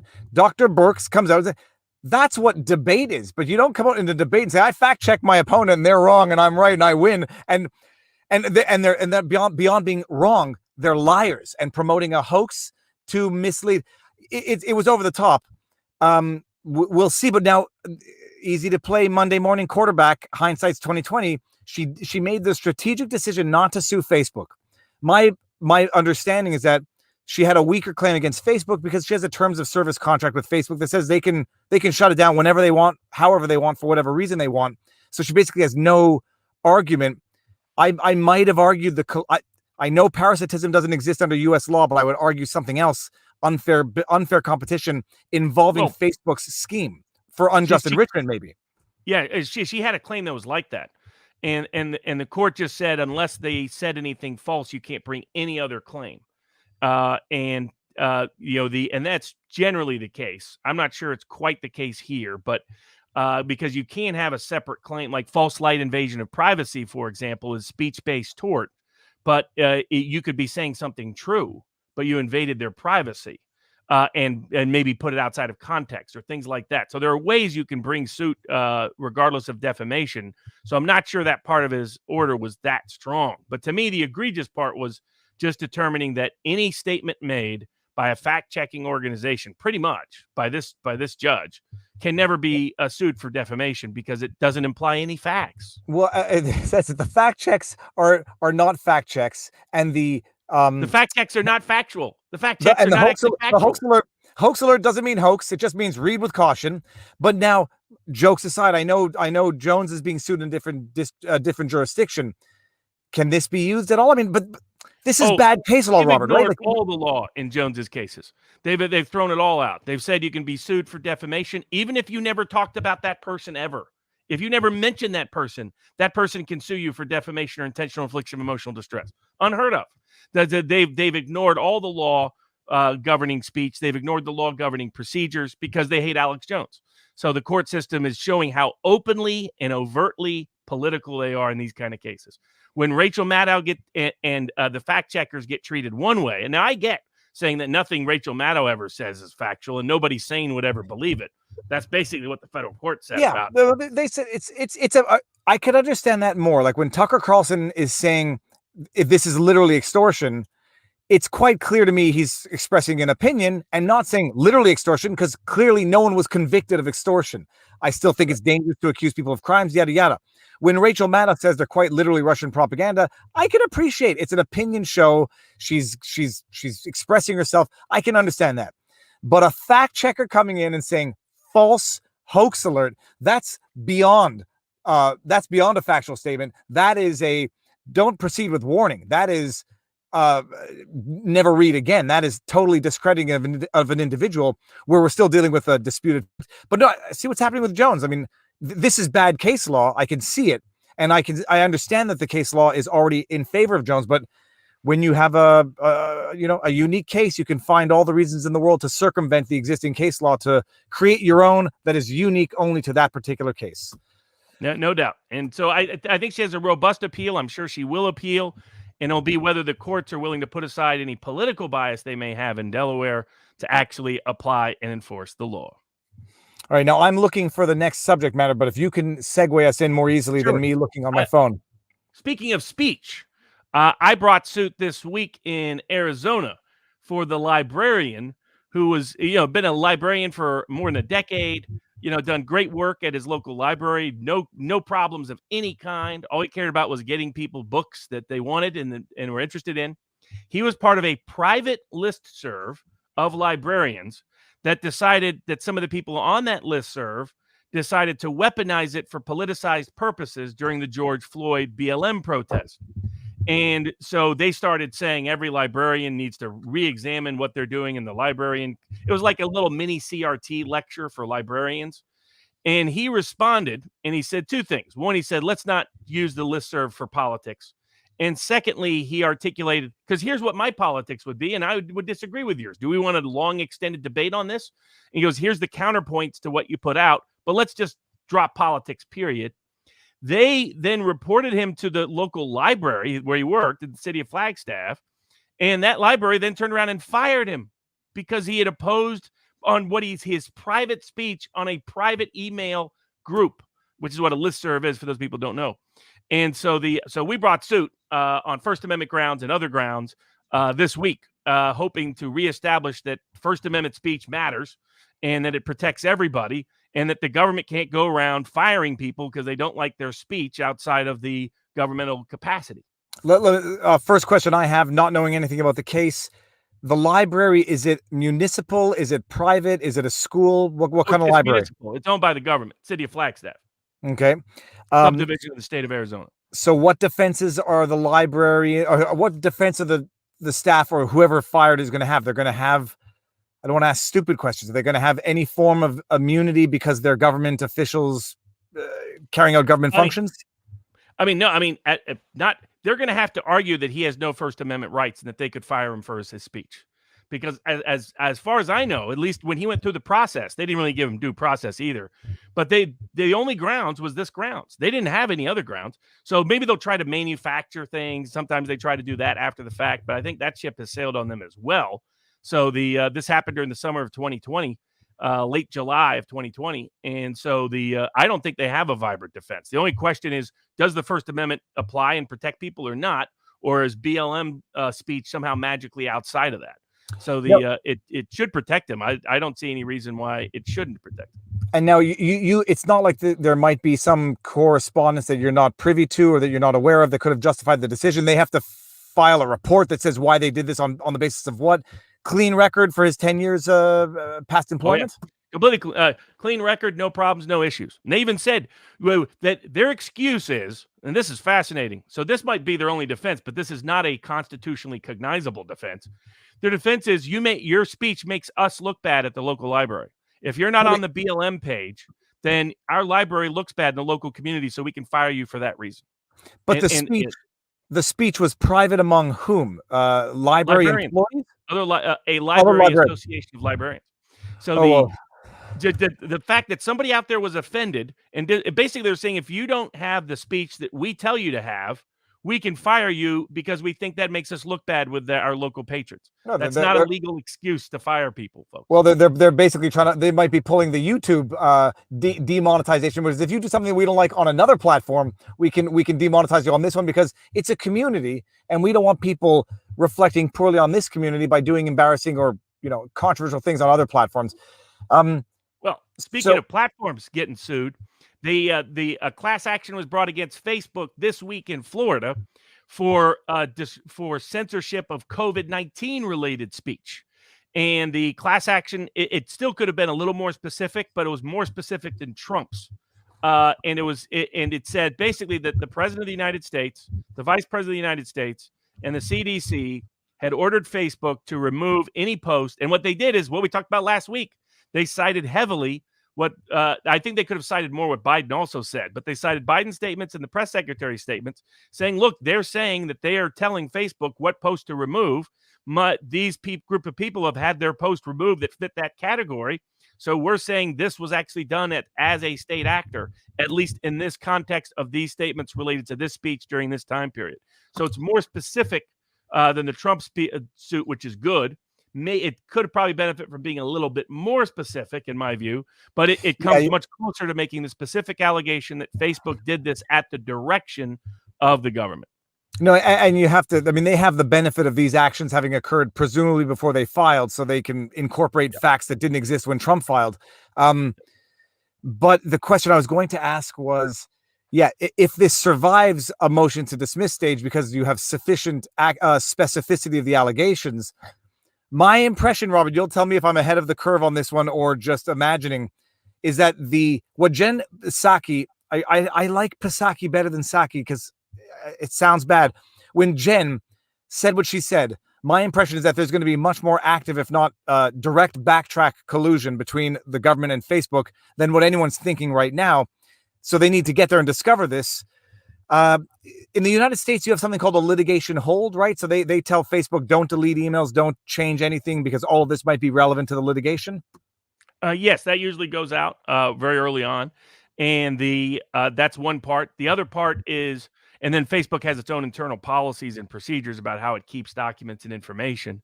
And then certain government documents will always be in the government's possession in case Facebook gets rid of it. The government has limitations. The reason why Hillary had her server outside of government servers is so she could be delete when it came time to do so. Much harder to do so on government servers. And so the complaint could have still been more robust by being more specific. And that may still be a limitation on the claim, but it's at least further along the path, and it shows what this is unleashing. What we predicted last week was those statements are going to lead to more lawsuits. They already have.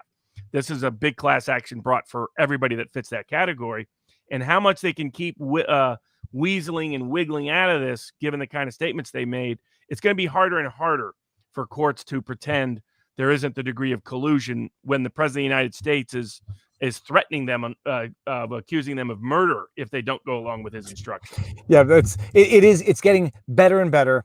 All you need is one to get through to discovery stage, and then you'll see, look, maybe there is nothing. Maybe the evidence comes out and it's just, Jen Psaki sending an email saying, hey guys, can you take that post down? And they do it. I'll concede that's not the government coercion that I'm envisioning that could bring Facebook to be a state actor. But if it happens to be back channel stuff, like we're just going to do it for you, we've noticed it, we flag it, we remove it because we have that back channel. Well, lo and behold, big problems for Facebook. So we'll see where it goes. And I think it explains why Zuckerberg is coming out now and being much more proactive in separating the government from Facebook, even if to me it looks like controlled opposition, but it would explain certain conduct now. Class action. I mean, so the class is easy. It's going to be a defined class of those who think they have had posts censored in a certain time frame. Problems we know. Our own Cleopatra might be part of that class potentially. I don't know what Cleopatra's posted on Facebook. I don't follow her on Facebook, but she's what district? She had posts censored, contesting the institutional narrative. And speaking of which, two suits that I'll be only addressing at locals because of YouTube censorship. The one is the lawsuit that was just filed by the Frontline Doctors Group challenging the emergency use authorization for the COVID-19 vaccines for anybody under the age of 18 or who already has COVID. I'll be breaking down that whole suit in a video tomorrow at vivabarneslaw.locals.com, because that topic is unkosher here at YouTube. And then the Arizona audit. I'll be getting into details about the Arizona audit. There was a Senate hearing that took evidence from the people that conducted the Arizona audit, and YouTube removed the video of a public Senate hearing of testimony. That's where we've gotten to the point where public hearings that the public has a right to know about, YouTube is now allowing them to see it. I will be discussing the Arizona audit and maybe some interesting things about Sharpie Gate at vivabarneslaw.locals.com, as well as whether or not some of that frontline doctor suit gets into issues about the accuracy or inaccuracy of certain data that's coming out right now related to the vaccine. All of that will only be discussed there to stay free from the YouTube censors. And I appreciate that, Robert, because I told you, like, I read that decision. I said, I don't know how you discuss this abiding by YouTube's terms of service, even if you're discussing allegations in a lawsuit. Because, yeah, the lawsuit is extremely well drafted, and it's just going to be a question of expert evidence. And there's going to have to be a battle of experts to say whose experts are right and whose are wrong. And this seems like information that can be factually verified when the time comes before the court of law.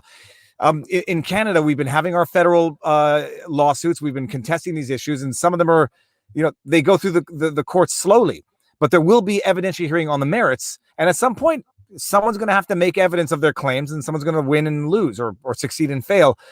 But what evidence? Yeah, I was saying, speaking of evidence, the evidence that came, once again, another case goes to evidence in California on the lockdowns, and once again, the government loses because they cannot come up with any substantiating evidence to justify their lockdown policies. In this case, went all the way up to the Ninth Circuit Court of Appeals. This was about prohibiting private schools and private tutors from having in-person education during the last year. And they first correctly ruled that mootness did not get rid of this. Mootness is another bogus doctrine, but that's another story for another day. We've gone over that, and that's led to fights with other YouTube lawyers, such as Nate Brody, on the issue of mootness. Sorry, exactly. This was classic case of capable, even under the mootness doctrine, which I think is made up judicial doctrine.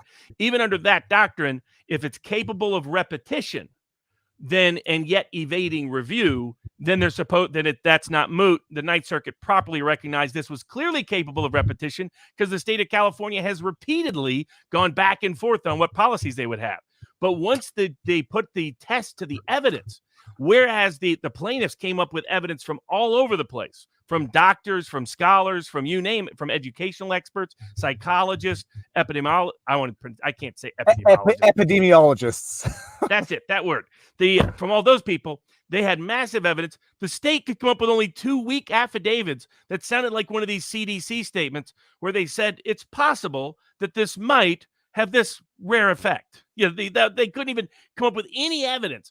And so the Ninth Circuit said that was a violation. You have a constitutional right to control your children's education. That includes the right to send them to the private school of your choice.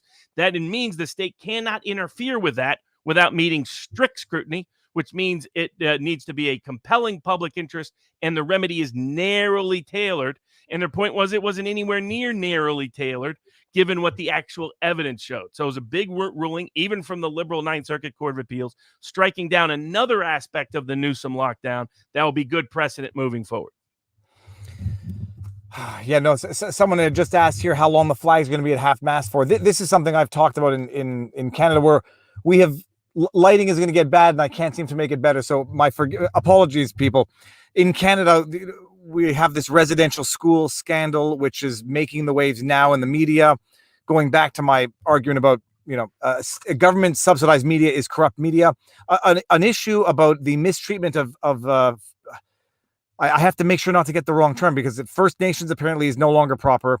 I said Aboriginal, and apparently people say that's no longer proper. Indigenous. Incidentally, interesting history. Apparently, only certain Indigenous groups were recognized as First Nations, which is why that's not appropriate. I don't know why Aboriginal is not appropriate, and I might, go into interchange. But bottom line, this residential school scandal, which has made the waves now, is not a new problem. But, the politicians and the media have made it into something of a new problem, where you'd think we just learned about this yesterday, where it's been 100+ years. There was a Truth and Reconciliation Commission, took 7 years to get to the bottom of the problem, list the names of the children, those who were documented. Conservative government paid out a settlement to them, multiple lawsuits, but now it's the media making a big deal of this pre-election season so that people running for office again can get their photo ops. Robert, you've had similar residential schools type scandals in the United States, right? This is something that's, if not more prevalent, more prevalent in the United States?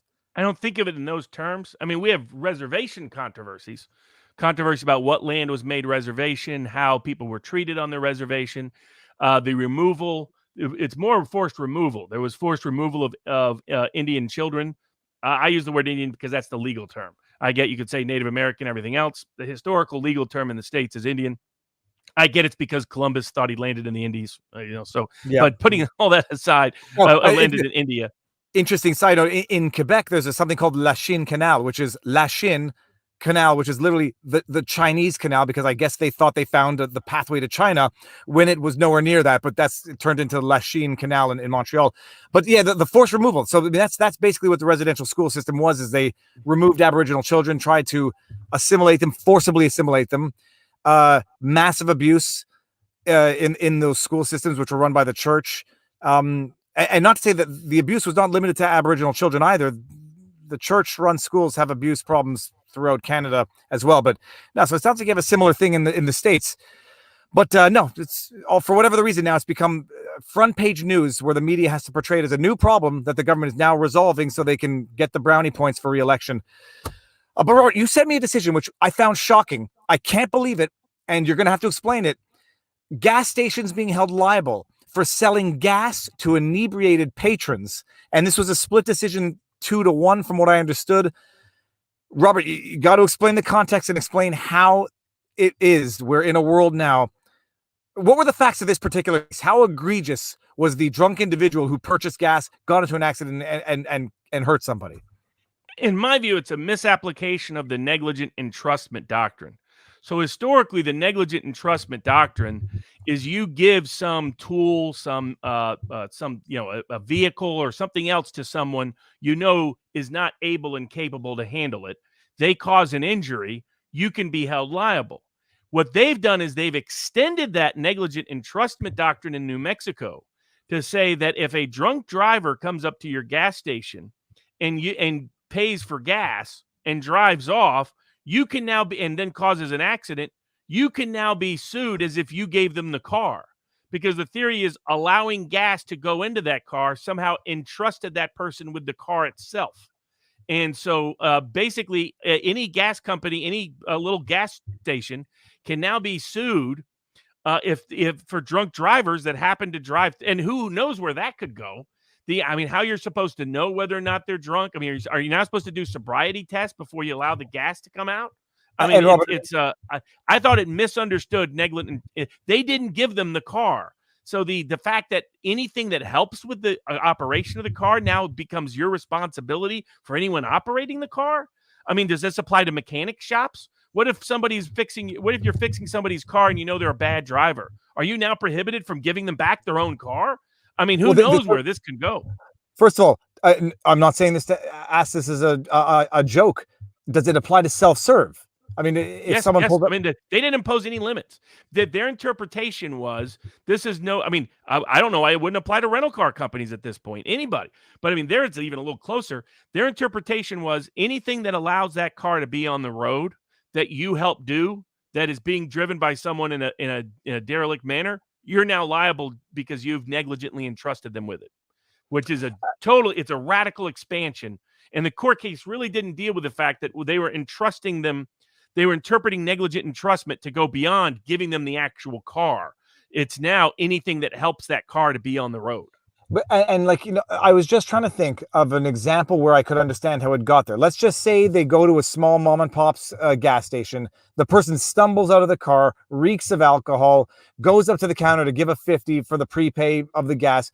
Okay, I mean, I can understand on an extreme case, but when I was reading this decision, it was, the dissent was clearly correct, but they're basically saying, absolute responsibility effectively, because how are you supposed to know? And then I'm thinking, outside the box in terms of like humorous situations. What if someone has a limp? What if someone has a speech impediment? Are you supposed to then say, you seem drunk, you sound drunk, you're walking drunk, I'm not selling you gas, show me medical records to show that you have a lisp, a stutter, a gimp, I mean, like a leg that doesn't work properly? Where does it end? Where does it end? And what is the responsibility? And how are they supposed to know what the responsibility is? Exactly. And it seems to me that this doctrine can keep getting worse and worse and worse and worse. I mean, basically, I get it. It's a payout to the plaintiffs' bar in New Mexico, which is a big, important part of the coalition in the Democratic coalition in New Mexico. And I forget how New Mexico judges are whether appointed or elected, but I have no doubt that the political in every state, John Grisham actually writes novels about this, about Mississippi.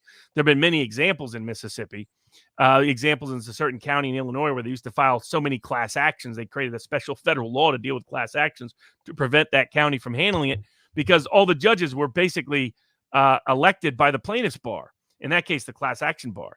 But so you have, I'm often on the plaintiffs' bar side of the aisle in a lot of cases, but this is where they go AWOL when they're looking at, hey, we want a deep pocket we can sue when something bad happens.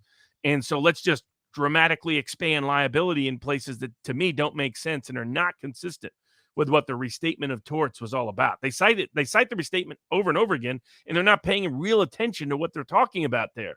They're talking about, I have some guy that's drunk and says, I want to go over and shoot somebody. Will you give me your gun? And I give him the gun. That's negligent entrustment, not somebody's driving, and now I'm responsible to make sure they're a good driver before I even let them use my gas station.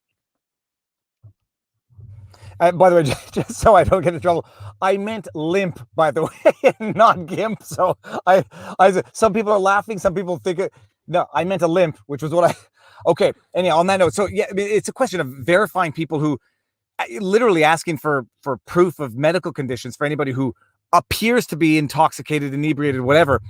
But part of me, the cynical side now, who's looking ahead of the curve, says, okay, if we can get the gas stations on selling gas to someone who gets into an accident, we're only one step away from going after gun manufacturers, which is, I guess, the end game. And maybe this is just, one step towards that end.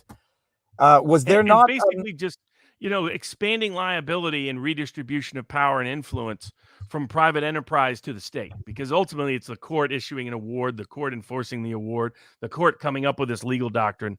That's how I see it as well. Pay off to the plaintiffs' bar and expanding the power of the state against private business and making it more and more difficult for private business to make a living.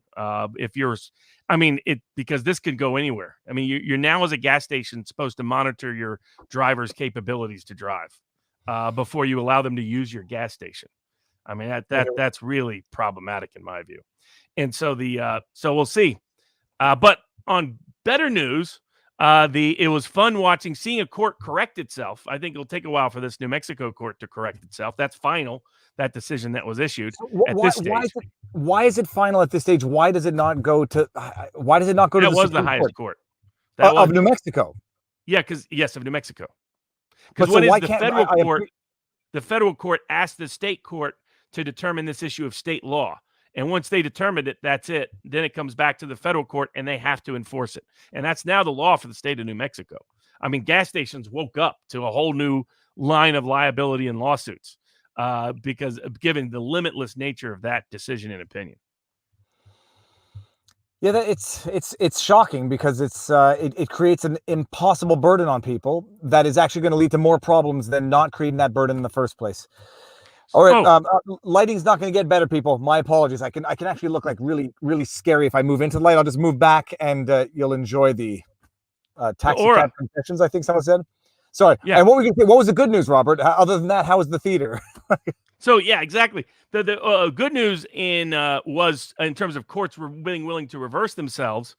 The 11th Circuit initially overturned the district court in Florida that actually struck down the CDC's attempt to impose social distancing and mask mandates on the cruise industry. State of Florida, once again, all the evidence sided with the state of Florida. Another case that when they see the evidence, like Judge Dickman's decision a year ago or so in the Western District of Pennsylvania, when the actual evidence comes into trial, these lockdowns and public health interventions lose because they do not have the evidence to support them. So the 11th Circuit initially reversed. And my guess is for purely kind of political motivations of we don't want the white lab coat crowd to judge us for something bad happening. So right away, credit to Governor DeSantis, he filed an emergency request with the U.S. Supreme Court. And Justice Thomas presides over the 11th Circuit. Now, normally he will always refer that to the whole court, but he has some power in that process, depending on how much he wants to exercise. And so all of a sudden, the 11th Circuit got inspired as within 24 hours of that motion of the U.S. Supreme Court being filed, they suddenly reversed themselves and said, no, we're sorry about that. We're going to reinstate that stay. The district court was right all along, so that the cruise industry could get up and running in Florida. So it was a big win for the governor against some of these crazy CDC rules and mask mandates. But so, how does that work exactly? Because we were doing the live stream last week. Someone said the decision that we thought was favorable was overturned. How do they do that? Is issue an emergency request? Who reviews it? So what happened was the district court issued an injunction against the CDC, but stayed it for the 11th Circuit to rule on it, as long as the 11th Circuit ruled within a certain time frame. The 11th Circuit comes in and says, we overturn it for now. It's not a final decision, but for now, we're not allowing any injunction against the CDC. But that decision could then be appealed to the U.S. Supreme Court. And they cite, it was a very well done brief. They cite again how all the evidence is with them. They also point out that the 11th Circuit in the eviction context had said just the opposite 2 days before, where they said the CDC did not have the power to issue an eviction moratorium. The same logic applied to the CDC not having the power to even do this in the first place. And so they highlighted that to the U.S. Supreme Court. They have to file a copy of that with the 11th Circuit. And that's when within 24 hours, the 11th Circuit realized, well, rather than getting embarrassed by the U.S. Supreme Court or the risk of it, we're going to quickly reverse ourselves for a decision that simply was not well-founded in law when they initially stated. All of the facts and the law was on the state of Florida's side. So that's how that got reversed so quickly. I don't want to not give credit where credit is due. I do recall, Greg, I didn't remember it was you, but I remember someone had said it during the chat last stream, and Robert said I hadn't heard about that decision. But within the time of that last stream and this stream, it was overturned and then re-overturned, and now it's back into the realm where the cruise line industry can operate. But so what are we waiting for now in the decision? So they're still appealing it, but there's no stay. That's really kind of going to do it, because there'll be a final decision, but CDC is now lost. They're not going to try to go to the U.S. Supreme Court, I don't think. So I think that they're going to fold up shop. But some of those cases will go up because there's been conflicting opinions on some other issues about the CDC's power. So the U.S. Supreme Court, probably the D.C. Circuit, not surprisingly, said CDC can do pretty much anything they want. And so the U.S. Supreme Court has a conflict between the circuits, probably will take one of these cases and should rule in the right way. They implied in the CDC eviction context that the CDC clearly didn't have that power, but Kavanaugh was like, oh, it's almost over, so let's not do anything about it right now. But it was clear from that decision, they're going to say the CDC cannot use their quarantine power to completely control the economy and civil society and redo the cruise industry or anything else they want. The Green New Deal has not passed, and it's not part of their authority at this juncture. So it was good ruling finally. You mentioned it en passant, but it is only a matter of time now before there are going to be environmental lockdowns, because I'm predicting in a year, 2 years, the studies are going to show that during the lockdown, the environment got that much better. And so in order to improve the environment, we needed to go on another environmental lockdown. This one's going to last 6 months. You can't go too far from your house, because that would be in some sick sci-fi novel, it's going to happen. But the world seems to have turned into a sick sci-fi novel, which is a good segue. Speaking of sick sci-fi novels and spying, and Tucker Carlson, who was lambasted, ridiculed, called the conspiracy theorist guy when he said that the NSA was spying on him and his emails. He said it on national television. I don't know what evidence he thinks he had when he said it. The media went nuts, called him a crazy person. No, they're not watching you. And now, the evidence came out. They weren't doing it on purpose. He wasn't being targeted. He wasn't the object of the surveillance, but he accidentally got caught up in it. What were the recent developments? I've read the headlines, but what was the recent developments in terms of evidence? So, I mean, the way NSA spying works is the NSA is spying on everybody through their Echelon and other programs. But the key is they don't know who they're spying on. So they gather all communications, all emails, all texts that go through any centralized database server, right? So, for example, Signal does not. So Signal communications are not part of the NSA database. There's some other ones that are not part of the NSA database, but almost everything else is. But they don't know who sent a message. They just have a computer system gathering all of these messages from this number or this email. And in order for the person to be specifically spied upon, someone has to make what's called an unmasking request. We request that all of these communications, either they ask for it, they want all communications by this phone number, by this email, with this name involved, or they say we want these set of communications we already know about. We want to know who made those communications. And that's the unmasking. The unmasking cannot legally the unmasking is a Fourth Amendment search, which requires probable cause of a crime if you're a U.S. citizen. In my view, there's some legal argument about this context in particular.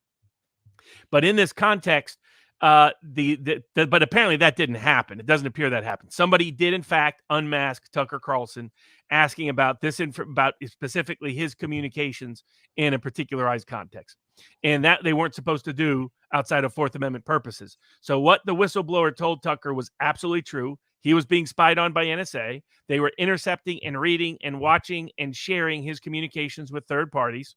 We're still not sure who. FBI, CIA, we're not sure of the State Department, who else was involved. But his fundamental allegation was accurate, and those people criticizing him once again get caught with their hand in the cookie jar. Oh no! I pulled up. The mosquitoes are getting bad because there's only one source of light to come to now. The articles, CNN, the way they frame it now, Daily Beast, they're nothing shy. Liars is an easy way of putting it, because they're not just lying. They're lying in a way to demonize an individual, to discredit them, which is even worse than lying. It's like you lie to cover yourself, to protect yourself, to make yourself look better. They are lying to now, on the one hand, cover up their initial stupidity, which was, no, you're not being spied on, to now continue to frame it in a way to try to make Tucker Carlson look like a liar himself. And it's over the top, but it was over the top from the beginning, as if all of the media now is suddenly pretending that the NSA is not constantly spying on everybody. We're involved in the largest illegal domestic surveillance program ever. But now, so what are some of Tucker's recourses? He's filed a FOIA request, right? He has that we know of, no progress on that FOIA request. Yeah, we don't know of any further developments on that yet. So, but that can also lead to a suit. And under certain circumstances, as Carter Page has brought suit, there are circumstances where if you're illicitly spied on under the Foreign Intelligence Surveillance Act or something related to it, that you can bring a suit, a statutory suit.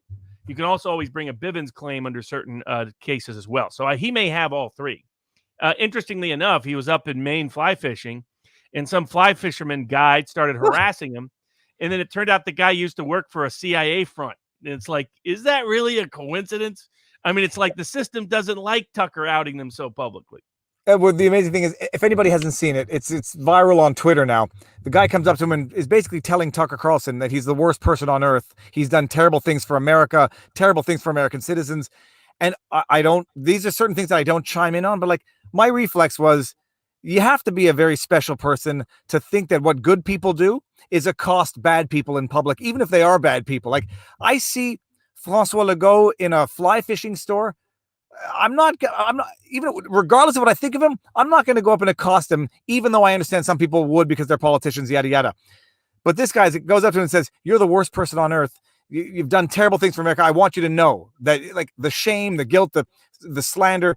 But meanwhile, this guy is approaching Tucker Carlson in a fly fishing shop, and as if good people lambaste bad people in public. It was lack of insight.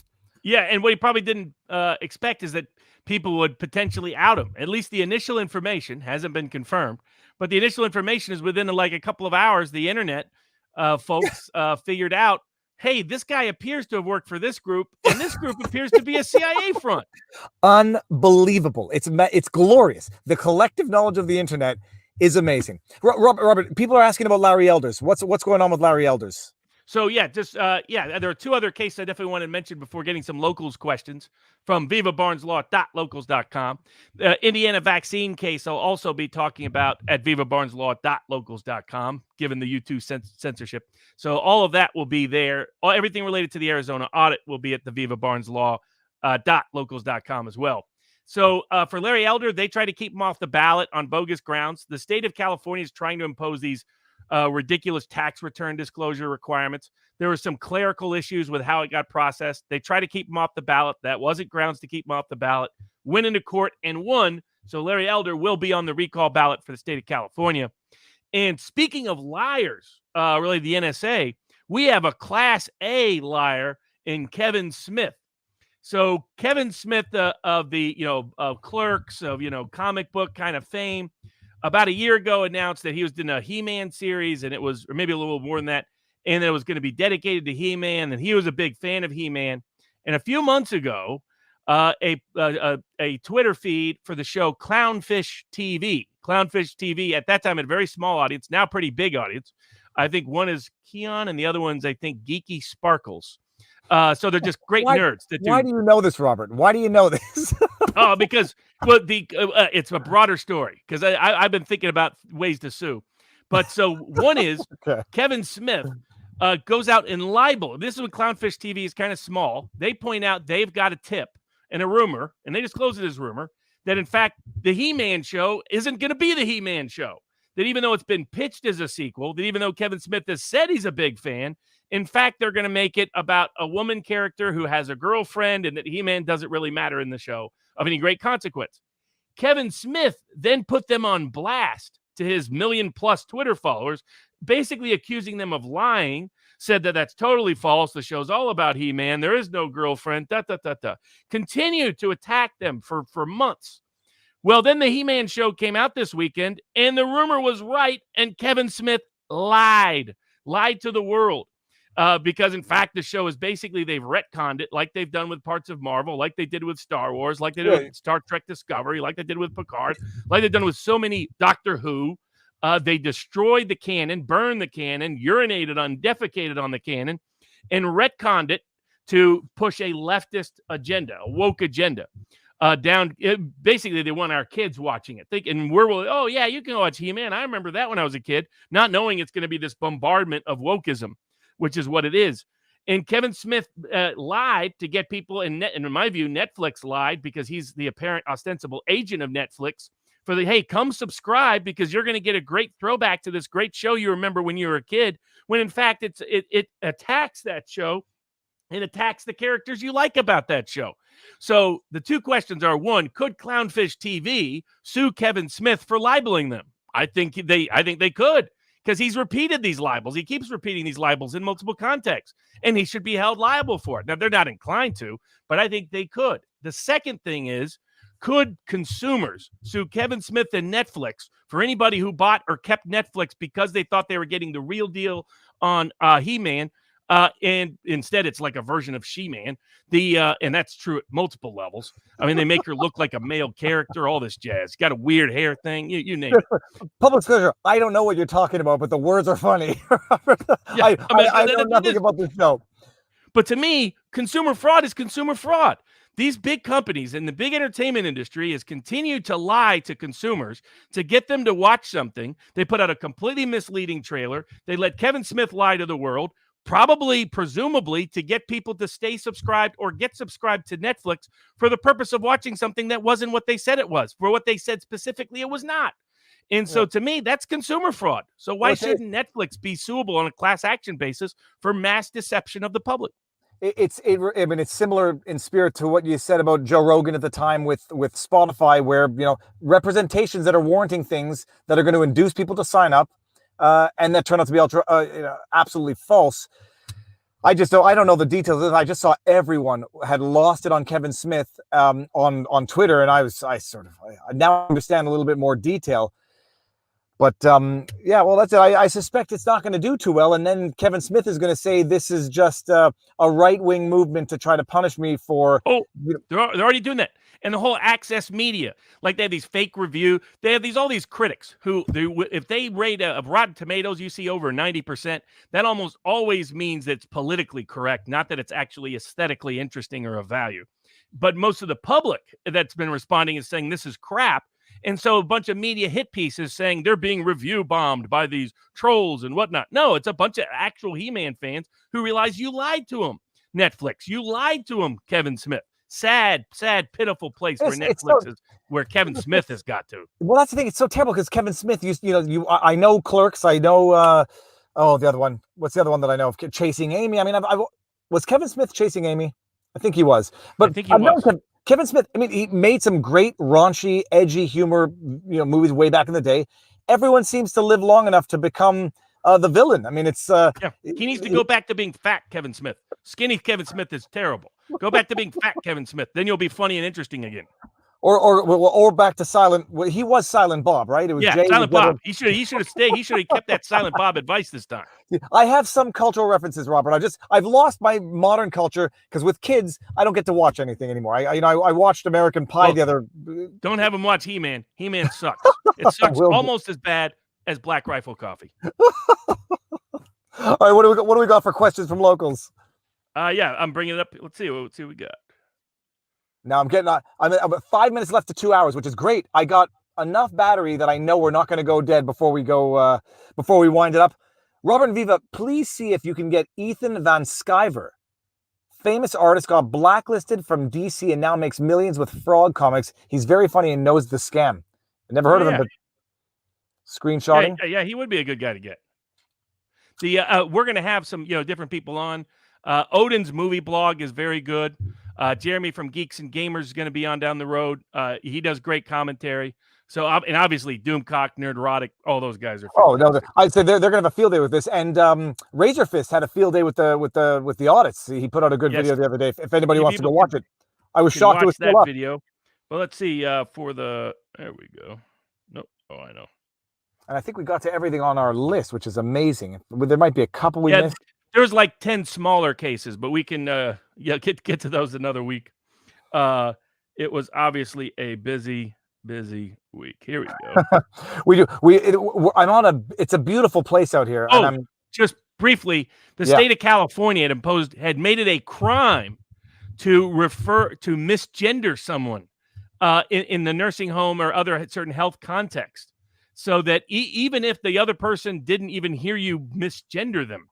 So, and by misgendering, it meant the patient's definition of what gender they were.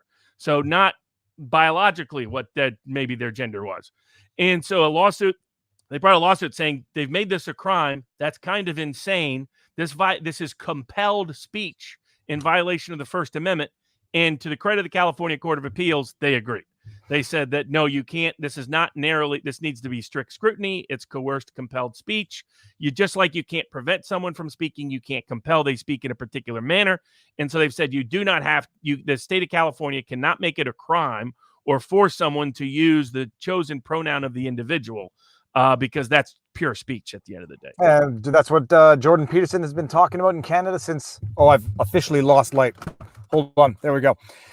Robert, any time to talk about what is happening in South Africa? I mean, I'm going to talk about it some tomorrow with Richard Barris. With Richard Barris, People's Pundit. And I'm doing a live bourbon with Barnes every Thursday, Friday, and Saturday when I'm not in trial at vivabarneslaw.locals.com, where we talk about Cuba, talk about South Africa, talk about all these foreign policy stuff, because some of this stuff runs afoul of various YouTube censorship rules. Yeah, well, and by the way, if anybody wants to see Robert more casually attired, those lives are amazing. We're not yet able to go together on locals, but Robert's been doing multiple a week, and I've started doing them periodically. So you get some exclusive lives on locals. Yeah, let's see, a lot of the questions we've already answered. One was about the military dropping off people who have come in who are not legal citizens at various locations and the risk that they may be spreading COVID. That, too, I'm going to address at the vivabarneslaw.locals.com. Anything COVID or election related, for the most part, is going to be there, because when YouTube is taking down public state Senate hearings, we're in a whole new big tech world. It's a brave new world, and it's shocking. And there's people out there who they won't call you the coward, Robert. They call me the coward because I'm bending over to YouTube censorship. It's no good cutting off your biggest voice just so you can talk about one issue out of spite. No, you got to go into the cathedral to get people out. So the things that we won't talk about inside the cathedral that we talk about at vivabarneslaw.locals.com, the way to get more people out of the matrix is you got to occasionally go back in the matrix to get them out. Yep. And Actually, I think we covered all of it. The state of New York is going to try to do mandatory vaccines for kids. That's another issue I'll address at vivabarneslaw.locals.com. Yep, and that's one. Well, we're getting there in Quebec because the government's announced basically it's not compelled, but it's been certain vaccines have been approved for 12 to 17. Government basically says you don't get your full civil rights and liberties back until 75, 80, 90% are vaccinated. It's an ever-moving target, but few people are contesting it here. It's got to be a political solution anyhow because the courts are not coming to the rescue of the people anytime soon, from what we've seen. Yeah, Robert, I mean, there were some good rulings this week, but not enough. And so the battle continues. And the fact of success is reasons to continue to march forward, recognizing the difficulties and hurdles and obstacles in front of us. Well, you're going to have to encourage me because I'm now seeing, I'm seeing what it's another red pill. The entrapment, the way the FBI works, the way that they might be creating, like the M. Night Shyamalan movie, Unbreakable, creating the tragedy so they can be the solution. I've seen it now. And now we're seeing the Department of Justice politically, conveniently, whatever, dropping certain investigations, pursuing others full throttle. How are you going to encourage me or instill any optimism in me or people like me when we're getting a little discouraged seeing this happening? Well, in the first place is that people are aware of it. I mean, the reality is it's been here for a long time in different degrees. And the difference is in the past, people just didn't know about it. So they had a certain bliss. Ignorance is bliss, but it wasn't really bliss because the government was getting away with really bad stuff. And the way to prevent the government from getting away with bad stuff, the first step is the court of public opinion. And there, we're seeing public opinion polls showing, for example, the Biden administration is starting to sink politically because people are not happy with some of these lockdown strategies. Protests all around the world this past weekend against the new lockdown efforts and attempts, from Australia to France to Italy to you name it. So any effort to sort of force feed this onto people is facing real resistance, and it starts with a real resistance in the court of public opinion, and that is showing up in some of these court cases where you have where lockdowns are getting struck down that apply to private schooling, mask mandates and rules about the cruise industry and eviction moratoriums struck down that interfere with private enterprise. So for every bad case, there's also been a good case because the court of public opinion continues to awaken, and as long as they do, then there's always hope. All right, now I'll just bring this one up, Robert, and it'll give me a good opportunity to ask another question. Can you quickly ask Barnes if Michigan Lara has authority to require my boss to make a record of who at my work is vaccinated? There's a common misunderstanding out there. I am looking at suing the NFL, looking at a bunch of suits related to this. And again, I'll discuss that in detail at vivabarneslaw.locals.com, including the factual allegations. Some of these stats, let's just say they're kind of interesting. But when you dig into how they're really creating them. But in that the broader context that people get confused is HIPAA versus the ADA. HIPAA precludes your medical care provider from sharing information with third parties without your consent, and your employer with sharing information they have about your medical information to third parties without your consent. It does not apply to what an employer can ask about. What does is the ADA. The Americans with Disabilities Act doesn't require you have a specific physically, legally recognized disability. It just says it limits the ability for your employer to do a medical exam, limits their ability to ask about certain things, limits their ability to discriminate against you based on your perceived health status. And that will be a key part of the suits that I'll be talking about. Okay, excellent. And for those who are already on Locals, there was a template that you had put up. Can you remind people where they can find that? Yeah, I'll be putting up a new one this week to update it. Okay. That occasionally I receive letters from the ocean that come in a little bottle, and these letters happen to have interesting information in it, and I share it with people. And if you choose to share it with your employer or anyone else, God bless. It's not legal advice. The state bar can't harass me. Like you said, I just got it in the mail through the water. So but that's where I'll be, and I'll be at a live chat right after the show for the after party at vivabarneslaw.locals.com. All right. And with that said, everybody, thank you all for tuning in. My apologies for the lighting, but done is better than perfect. And there was too much to talk about this week to postpone. We're going to be on Wednesday with, who do we have Wednesday? Richard Barris? Richard Barris. Amazing. So Wednesday, Richard Barris might be even more pixelated, but there's internet. We're going to be doing it. And next Sunday, I'm going to see you all. Robert, thank you very much. Everyone in the chat, thank you for the support. Thank you for the comments. Thank you for tuning in. And we will see you next week. Enjoy what's left of the weekend.